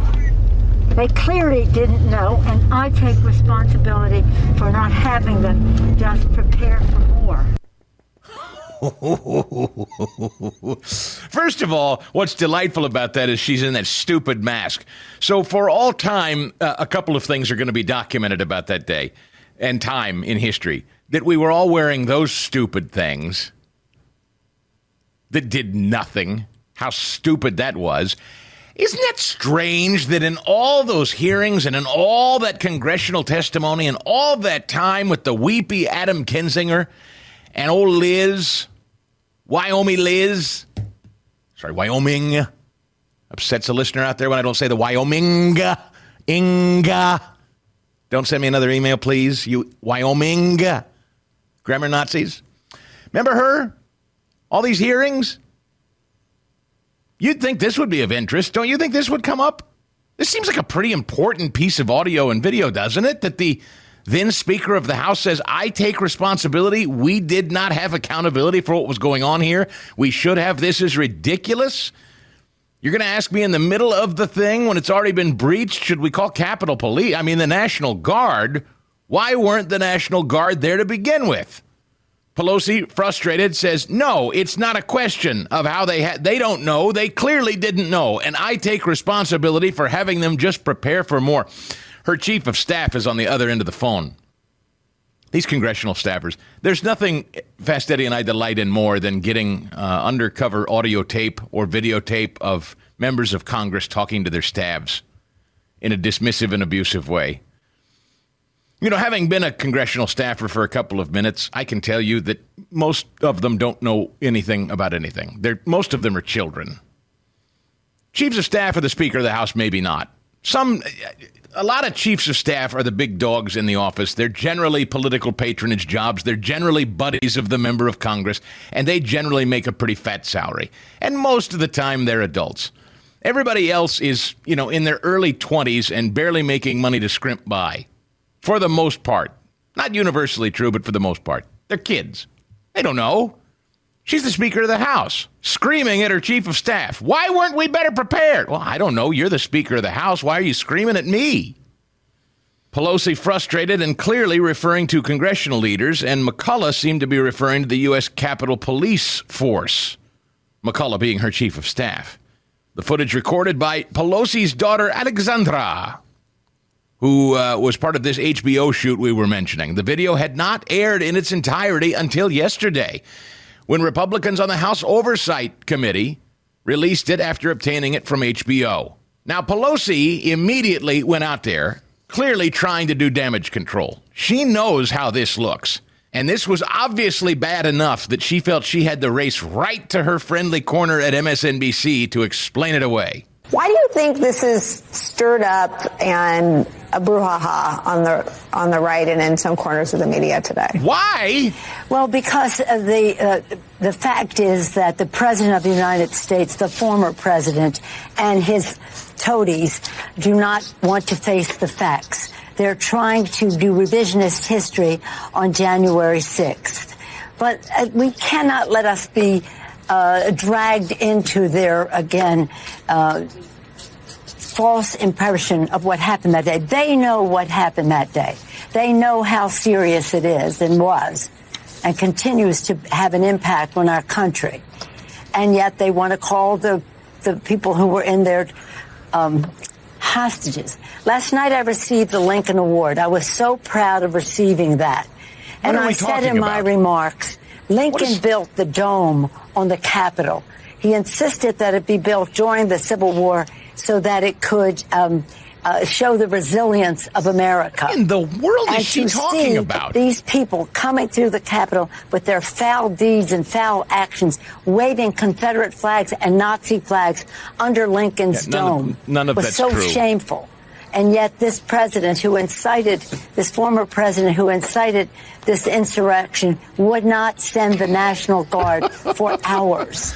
That's people not were harmed, true. People were killed. Of course, of course, none of that's true. It doesn't even, I don't even need to hear it anymore. Of course, so look, folks, if this was much ado about nothing, would this woman appear over on Nicole Wallace's show immediately after its release? Ask yourself, would this woman race to television if this were much ado about nothing? Would this woman race to television to explain herself? Remember, in politics, if you're explaining, you're losing. Why run to TV if the die is cast and the American public have made up their mind about the events of January 6th and it's all Trump and his Nazi insurrectionists? If that narrative has taken root and the country is, that's a settled matter, then don't you just laugh this off? She sounds downright belligerent to me. I mean, I'm no CSI investigator, but if I'm sitting across the table from her and she's in a deposition, I think this sounds like a very, very agitated, hostile potential witness here. Chucky Schumer also got in on it. Why don't you get the president to tell them to leave the Capitol, Mr. Attorney General, in your law enforcement responsibility? A public statement, they should all leave. He is saying, his tweet said, we are for peace. No, law and order. Law and order. Yeah. Why don't you get him to make that statement? Would you do that? We're treating us with the greatest... Will you ask the president to make a statement to ask them to leave the Capitol? As you might guess, we're coordinating as quickly and as... No. Please answer my question. Answer my question. Senator, I'm going to do everything I can do. Does that include asking the president to get these people who are followers of hers to leave the Capitol? So that's Chucky Schumer in this unaired video footage hunkered down there. You tell the president to call the dogs off. But the fact remains, the point of all of this is really they weren't prepared. I mean, it sounds to me like Pelosi and Schumer are generally kind of genuinely freaked out about this. I'll give them that. These tapes actually prove that they were pretty freaked and not really sure. I think they were probably afraid for their own lives, and they should be because they're traitors. I love how they talk about Lincoln's Dome and patriotism. These people sit and watch the southern border overrun with glee, happiness. Our country's being invaded every day, year after year, by the millions, and they talk about Lincoln's Dome. Shut up. You and Lincoln's Dome. 7-8% interest rates on mortgages, inflation through the roof, gas and groceries we can't afford. Lincoln's Dome. Screw you. I'm glad they're scared. They should be. You know what this tells me is they really are genuinely very frightened of you. And if it weren't for armed security, and if they weren't in their ivory towers, they couldn't walk into a room with you and feel comfortable about it. That's what this shows me. And you can make of that whatever you want. Maybe you can say, well, that's not a good thing, Stigall. Maybe not. But it tells me that the ruling class really can't stand you, and they're terrified of you, and if they actually had to go mill about amongst you, they actually believe harm would come to them. And I think they probably have every right to feel that way, and probably should feel that way, quite honestly. From Politico, unaired footage shows chaos, anger of congressional leaders amid January 6th evacuation. Republicans have spent the last 3 years attempting to portray Nancy Pelosi as singularly responsible for the security breakdown. Well, let's listen to it again, shall we? Tried to portray her as singularly responsible. She said it on the tape shot by her daughter. Here's Sloppy Choppers again in her own words on January 6th. We have responsibility, Terry. We did not have any accountability for what was going on there, and we should have. This is ridiculous. You're going to ask me in the middle of the thing when they've already breached the inaugural stuff that should we call the Capitol Police? I mean, the National Guard? Why weren't the National Guard there to begin with? Great question, Nancy. I thought that they had sufficient resources. That is not a question of how they had. They don't know. They clearly didn't know, and I take responsibility for not having them just prepare for more. Well, well, well. Isn't that interesting? Things not going much better for Biden out there. A top pollster now suggesting it's time for Biden to drop out. This from the New York Post. Pollster Nate Silver, the Oracle, the one, the most highly sought after. At one point, he was the most highly sought after pollster there was because of his accuracy and his result. And of course, that's been blown all to hell. But I think he got one Obama election right, and then he was elevated to soothsayer.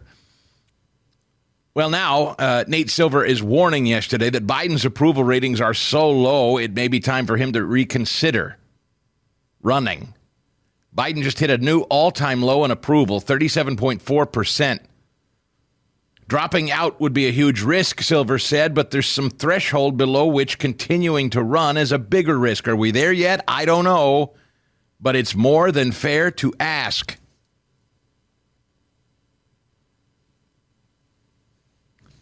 Mark Leibovich, I don't know how to say this guy's name. I didn't get to this yesterday, but I had it and kept it. I'm glad because it's a nice companion to Nate Silver. The Atlantic and Mark Leibovich wrote an editorial, scathing editorial, calling Joe Biden a weak candidate and too old to run for office. Leibovich's piece compared Biden to the late Justice Ruth Bader Ginsburg with a headline claiming no matter the obstacles that Donald Trump creates for himself, Joe Biden's candidacy remains an existentially risky, perhaps dangerous proposition. He claimed that despite Trump's multiple criminal indictments and recent conviction, Biden remains a comprehensively weak incumbent. Well, gosh, I don't know why. He gave another stirring speech last night at the White House. Did you see that? The corpse fully embalmed. What was that last night? Have you seen this footage that's circulating? They had some sort of Earth, Wind, and Fire show or something out on the lawn of the... I don't even know what that was. There was some dude dressed in a sequin dress. I don't know what the hell it was. It looked like Lionel Richie and Earth, Wind, and Fire had exploded all over the White House lawn or something, Fast Eddie. Do you know? It was the Juneteenth concert. Oh, good Lord. All right. So, yeah, Biden's out there. Have you seen the footage of Biden from a couple of years ago at the black church? It's just wonderful. When Biden gets around black people who we're told just love him, right? Have you ever seen a guy look more hostage than Joe Biden amongst blacks when they're celebrating or worshiping? Standing, how do you even describe this? If you haven't seen it, you must. My description of this will not do it justice. He literally, it would be like if somebody walked up behind you and said, I got a gun, and you feel it pointing in your back. Now, look like you're enjoying yourself and having fun. That's kind of what he looks like. Standing there just stiff and frozen, smiling, his eyes shifting back and forth like a department store dummy. You know, like if somebody told me they had their hand up his back, pulling a string, I'd believe you. Cackle britches to his right. She's grooving. She's enjoying the music. Whatever the hell. Do we know the music? I don't know. Was it Earth, Wind, and Fire? I don't know. It looked like some retro 70s funk or I don't know what. I'll have to look up the artist. I was going to say, I like Lionel Richie and Earth, Wind, and Fire, so hopefully not. The reason that popped into mind is because they are on tour right now. My parents wanted to go see them. Oh, nice. That's good. That's probably a good show. It probably is, so that probably wasn't them. They're on tour. But anyway, the Husk is on the lawn with cackle bridges, and the first Doug is standing next to her. Thankfully, the first Doug is there to take a little of the fire for the Husk, because the first Doug looks every bit as uncomfortable and white as the Husk does. And then the Husk gets up and speaks. And, well, it certainly lends credence to what Mark Leibovich says over there at The Atlantic. At 81, he is much too old to run for president. His bullheaded insistence on doing something no one has ever done, along with the unwillingness or inability of Democrats to stop him, remains an existentially risky, potentially disastrous proposition. The stakes remain high. If Biden loses in November, that's all anyone will remember him for, is his weakness and his age. He's too old to run, says The Atlantic. No, I'm not. Listen to me give a big speech on Juneteenth. I'll prove it. I'm spry as they are. Remember, he just got back from a different time zone. He was over there in D-Day. The D-Day veterans look more lively than this guy. So here's the Husk last night, Juneteenth. She knows so long as she was denied, our freedom can never be secured.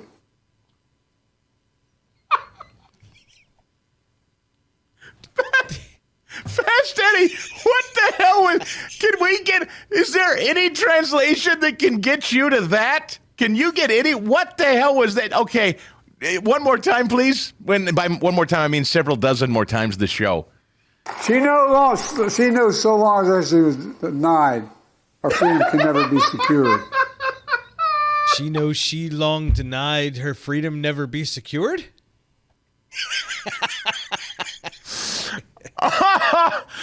Oh, that's tremendous. Well, that should put all this talk of him being too old to run to bed, don't you suppose? What do you think a guy like Mark Leibovich over at The Atlantic's thinking when he sees this clip circulating on social media this morning? Oh, let's play that many, many times. Again, if you wouldn't mind. She knows so long as she was denied, our freedom can never be secured. Yes, those timeless words that will be etched in marble, probably under Lincoln's dome. She knows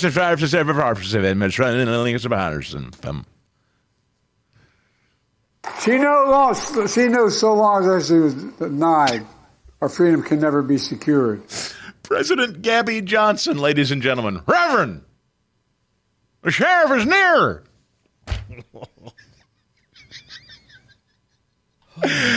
Oh, that's just... I could do a whole show just playing that. That made my week right there. Meanwhile, though, inexplicably, lest we enjoy the news too much, we should be reminded of something, and that is that Joe Biden still somehow leads with American Jews. Now, in a million years, can you figure that one out? But that's the latest data point. American Jewish Committee survey. 1,001 Jewish adults surveyed, this published yesterday, found that 61% of respondents plan to vote for Joe Biden in November. 23% will vote for Trump. 38-point spread is the exact same margin Biden carried in 2020. Now, in a million years, can you understand that one? Chris, I don't get it at all. And the same thing, like these rabid Trump haters on my Facebook timeline that are Jewish, it's like the same. They're projecting the same thing. They're just crapping on Trump every single day, and I don't understand it. Well, maybe they're riveted by Joe Biden's eloquent oratory. She knows so long as she was denied, our freedom can never be secured. It's got to be it. Biden administration has discussed potentially negotiating a unilateral deal with Hamas themselves. Oh, well, that'll go well, I'm sure. You know, I'm certain if there's anybody that Hamas respects more on planet Earth than Joe Biden, I can't imagine who it is. You know, and we know that Hamas respects and listens to the Biden administration because they essentially invaded Israel and slaughtered Israelis and kidnapped them on October 7th. Nothing says we respect and fear the chief ally of Israel like invading them, murdering and kidnapping citizens. Yeah, Hamas is clearly ready to listen to Joe Biden and whatever he may have to offer. I think they've already demonstrated that. The Biden administration has discussed potentially negotiating a unilateral deal with Hamas to secure the release of 5 Americans. That's another remarkable thing that we really don't talk enough about, and I hold myself responsible for that.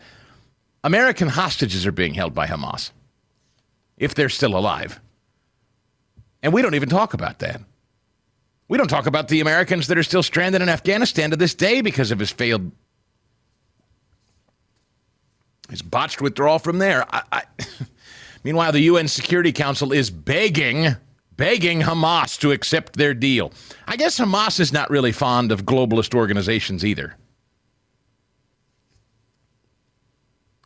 The U.S. presented the resolution as part of a diplomatic effort to increase international pressure on Hamas. Yes, there's one thing Hamas doesn't want to be, is the fly in the ointment at the globalist UN. Now, why in the world, if you're a terrorist organization not recognized by the UN, would you be compelled to listen to a resolution authored by them?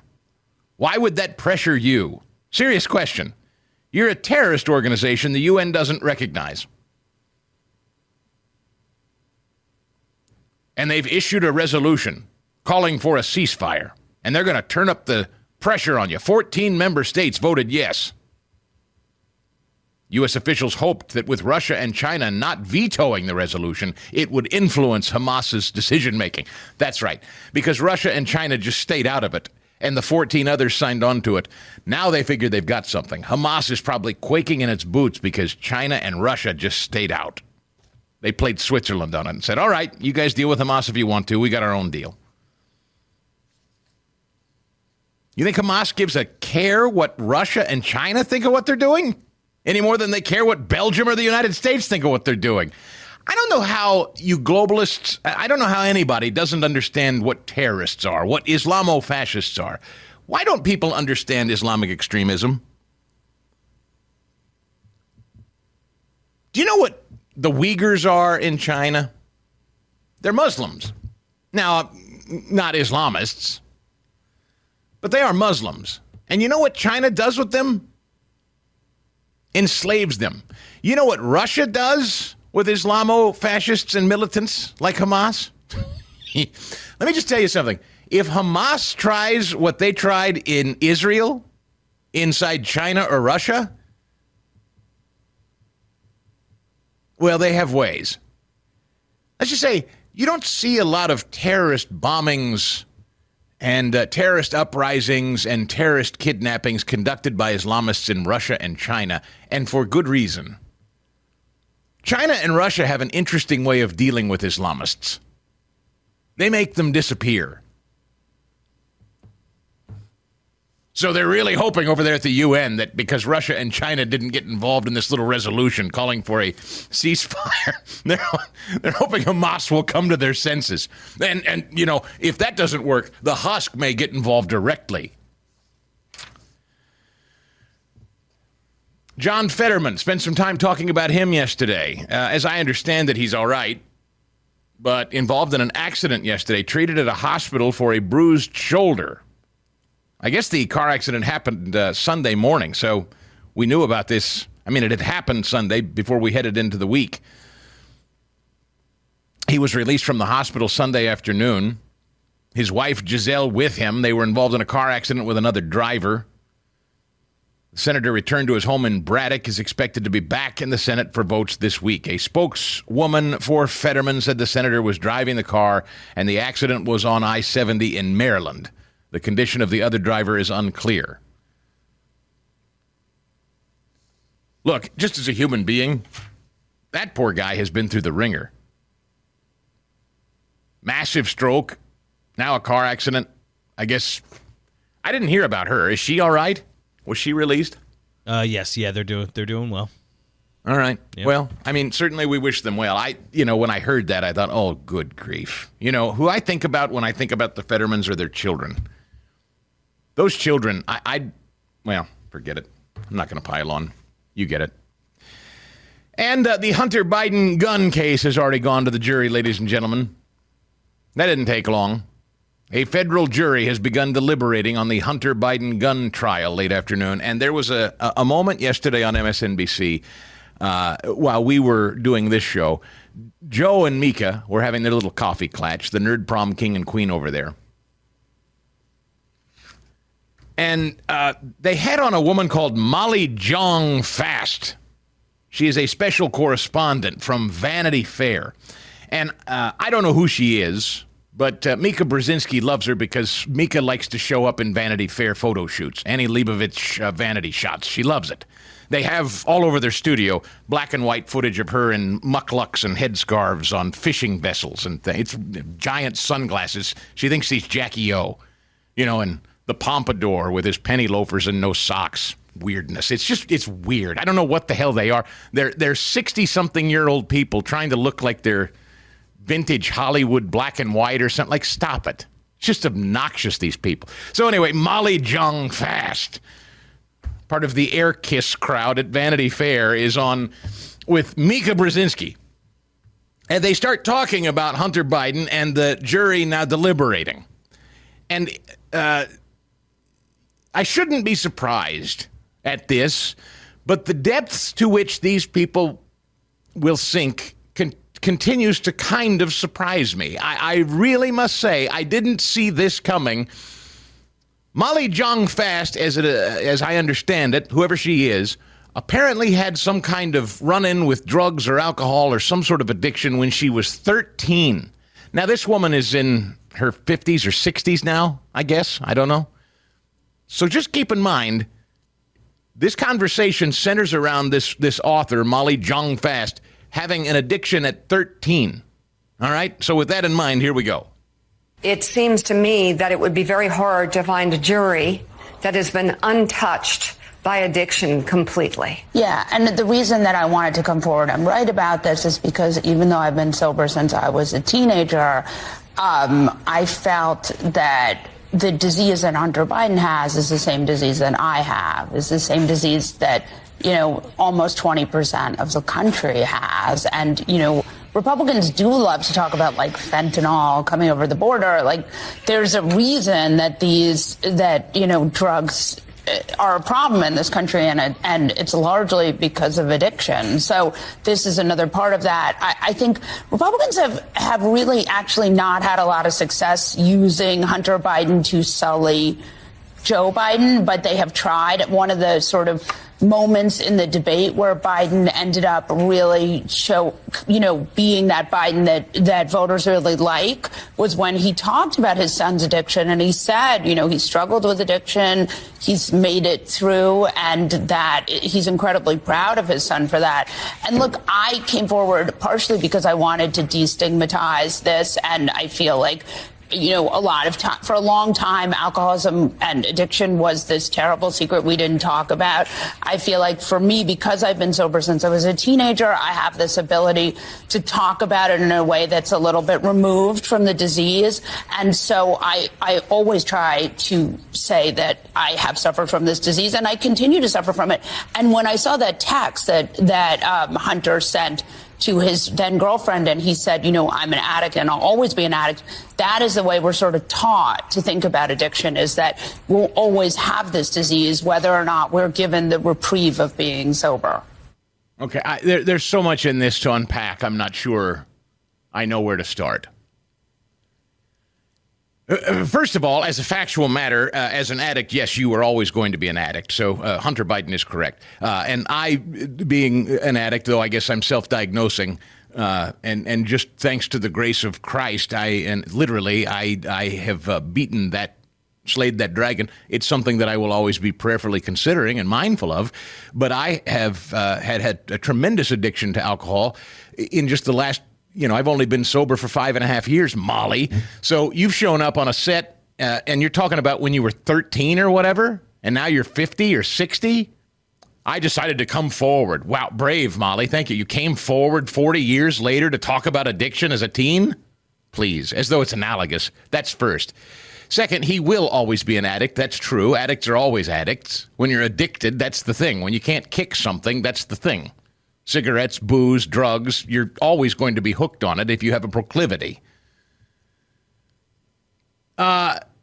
Republicans are always talking about the drug crisis in this country. Does Molly really want to reopen that discussion? So Hunter Biden's drug problem underscores the fentanyl problem we have in the country? Well, Molly, are you prepared to do something about that? Are you and Mika prepared to talk about that?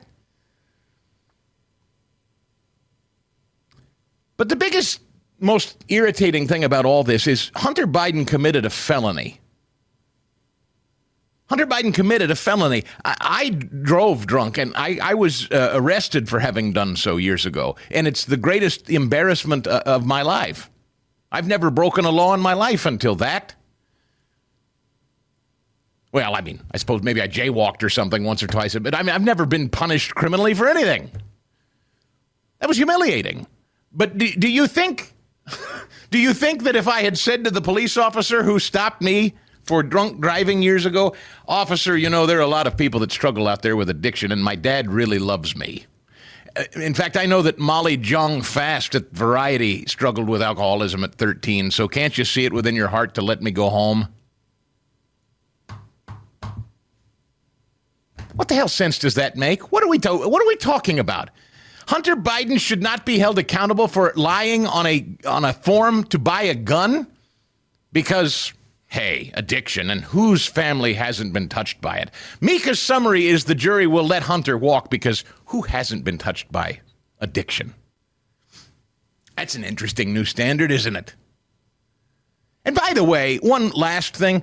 Joe Biden, boy, he really mopped up during the debates with his sympathy for his son. You know what didn't come forward during those debates?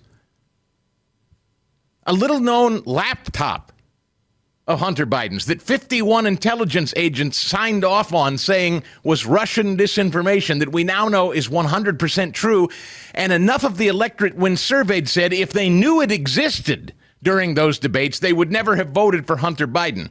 There's 18 to 20% of the people that voted for Biden that said in post-election surveys, had they known what Hunter Biden was up to and the very, very shady money laundering operation, which is really what this is about, not Hunter Biden's sympathetic addiction story. This is about Hunter Biden globetrotting with Jimmy Boom Bots, his square-jawed uncle, bagging cash using Uncle Joe's name or Daddy's name. That's what this story is. Poor Hunter. Who here has not? Is that my... Fast Eddie, do you think I will be afforded that kind of empathy? If ever I run into some sort of trouble, can I just say, addiction. So for the rest of my life, if anything ever runs... If I run afoul of taxes or anything else... I battled addiction, and I don't know who among us hasn't been touched by addiction. That's the new way out, apparently, of breaking the law. Chris, no.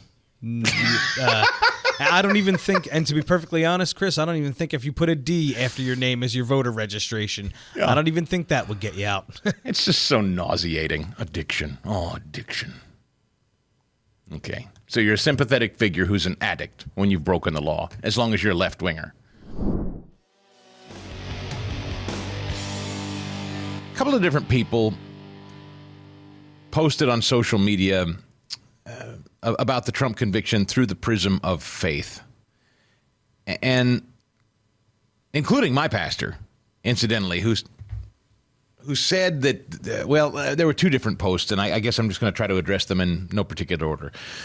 One said that they were very concerned that Christians are being led to believe by media, and because I'm in the media, I'm sensitive to this, and because I'm a Christian first who happens to be in the media, I'm sensitive to this. When I see people that I respect cautioning their parishioners and cautioning other Christians to not be duped or misled. And if I have any part in doing that, I want to check myself regularly, honestly, and be very clear and sincere and truthful with you in the things I say. And I want to be very careful about the things I say. So, do I believe that the republic as we know it,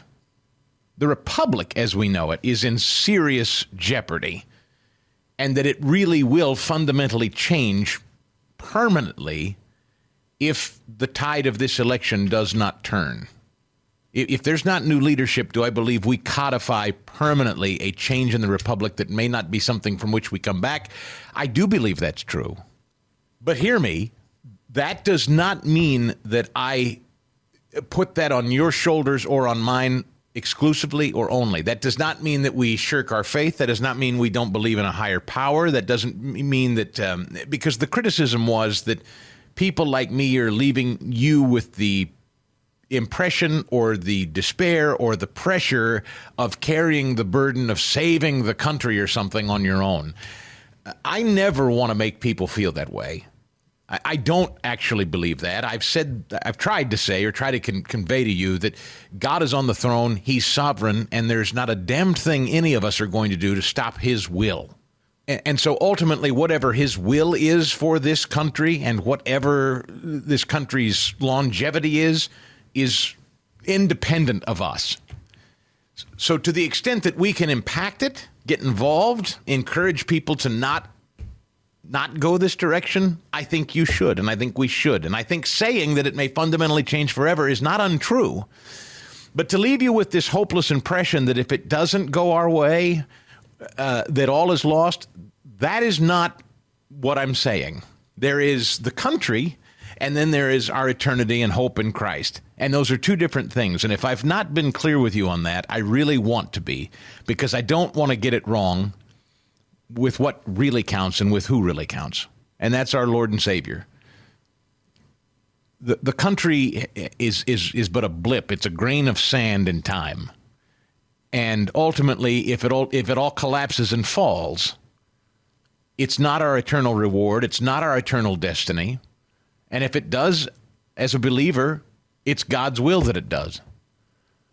If it turns, same deal. So it's kind of like raising children. Dennis Prager once said, don't ever take too much credit or too much blame for how your kids turn out. If you're a believer, that's got to be the way you feel about most things. It doesn't mean you just shrug your shoulders and say, well, whatever. You're called to be active. You're called to participate. You're called to commune with people. You're called to help create a better civil society. But we ain't driving. So I don't like leaving people with this hopelessness and despair that, gosh, if it doesn't turn out our way, all is lost. I don't feel that way. And second, I'll also say this. This I'm confident I've never said, but I want to be very clear that I have nothing to do with anybody who says something like this. I do not believe that the trial of Donald Trump is anything akin to Christ's persecution. And I think that there are people who are making that really gross, ridiculous, exaggerative, nonsensical comparison, and that ought not happen. I think it's blasphemous, quite frankly. I don't think in any universe is what's going on with Donald Trump like the persecution of our Lord and Savior Jesus Christ. So those are two things that I feel I have to make abundantly clear here, just so that I have gone on the record and said so, because people that I respect have been putting those things out on their social media channels and saying, media is leading you to believe these things. Media people are saying these things. And I started to think to myself, well, maybe that's me. Maybe I'm a little complicit in that. Last week was a dark week. It was a heavy week. It was a discouraging week. It galvanized me, as I told you, but it's alarming because this is a place we've never been as a country, and it's hard to not feel despair. It's hard to not feel that this is a place from which we will not return. But I have to remind myself, and I hope that all of us will remind ourselves, that there's something greater at work here, and there's something bigger we must stay focused on, and that's our eternity and our relationship with Christ. That's far more important than any of this. So, there. I've said it. I've gone on record and said it. My conscience is clean about it, Fast Eddie. You know what I mean? I don't want to leave people. I hate leaving people in despair. Our hope is in Christ. That's always. It doesn't matter how this election goes. We're not called to despair if we're Christians and we truly trust. So, I just wanted to set the record straight on that, okay? Yep, Chris, and I think we're constantly reminded of that. And it's not even, I would say for me, like, yes, when you go to church, it's a good reminder, but at the same time, honestly, just kind of having the weekend that you and I just had. I mean, it sounds like you don't realize until you take a step back from a week like last week and be like, holy crap, like what God built is pretty beautiful. Like I couldn't believe just how great everything was on Saturday, just across the board. It always pleases me, you know, I watch you on social media, and I delight in seeing your little boy toddling around, just experiencing life, and you experiencing him, and I think, oh, well, that's what it's all about. That's it. That's living, you know, time with friends that you've had for 30 years like I had this weekend. That's living. You know, when it's all said and done, and I'm taking my last breaths, I'm not going to be sitting around talking about the 2024 election, whatever's happened. I'm not. So I just think sometimes we put the weight of the world on our shoulders, and we do a lot of hand-wringing and, shouting that all is lost. And I don't like that. And I've written at the Harumph Society that I don't like that some of my peers have gotten into the business of clickbait, constantly juicing and ginning up people about every possible conspiracy theory that we can't see or prove, but they're sure is right around the corner, or people who leave you with constant despair. I have colleagues, quite frankly, I just can't consume anymore. People that I like personally that I just can't read or watch or listen to anymore because all they are is just doomsaying all the time. Just constant perpetual gloom and I don't even know why you bother. They're not going to let Trump win. You know those people. There are probably some of you in this audience. It doesn't matter. I can't stand that either. So I'm not a fatalist running around shouting all is lost, panic, and despair. I'm also not a throw in the towel, give it all up, it's not worth a damn thing. Neither of those positions do I hold. But most of all, it is so critical at this juncture, as Fast Eddie said, to back away from it. You must, for your own mental health and the health and security of your own mind and your relationships with people that you love, you have to unplug and back away from this stuff because it's a toxic sludge. And I'm more mindful of it now than I've ever been in my life. This is a toxic sludge we trudge through every day. Grateful to do it. Glad to do it. But glad to have the reminder that we have our hope in Jesus Christ. The Chris Stigall Show Podcast.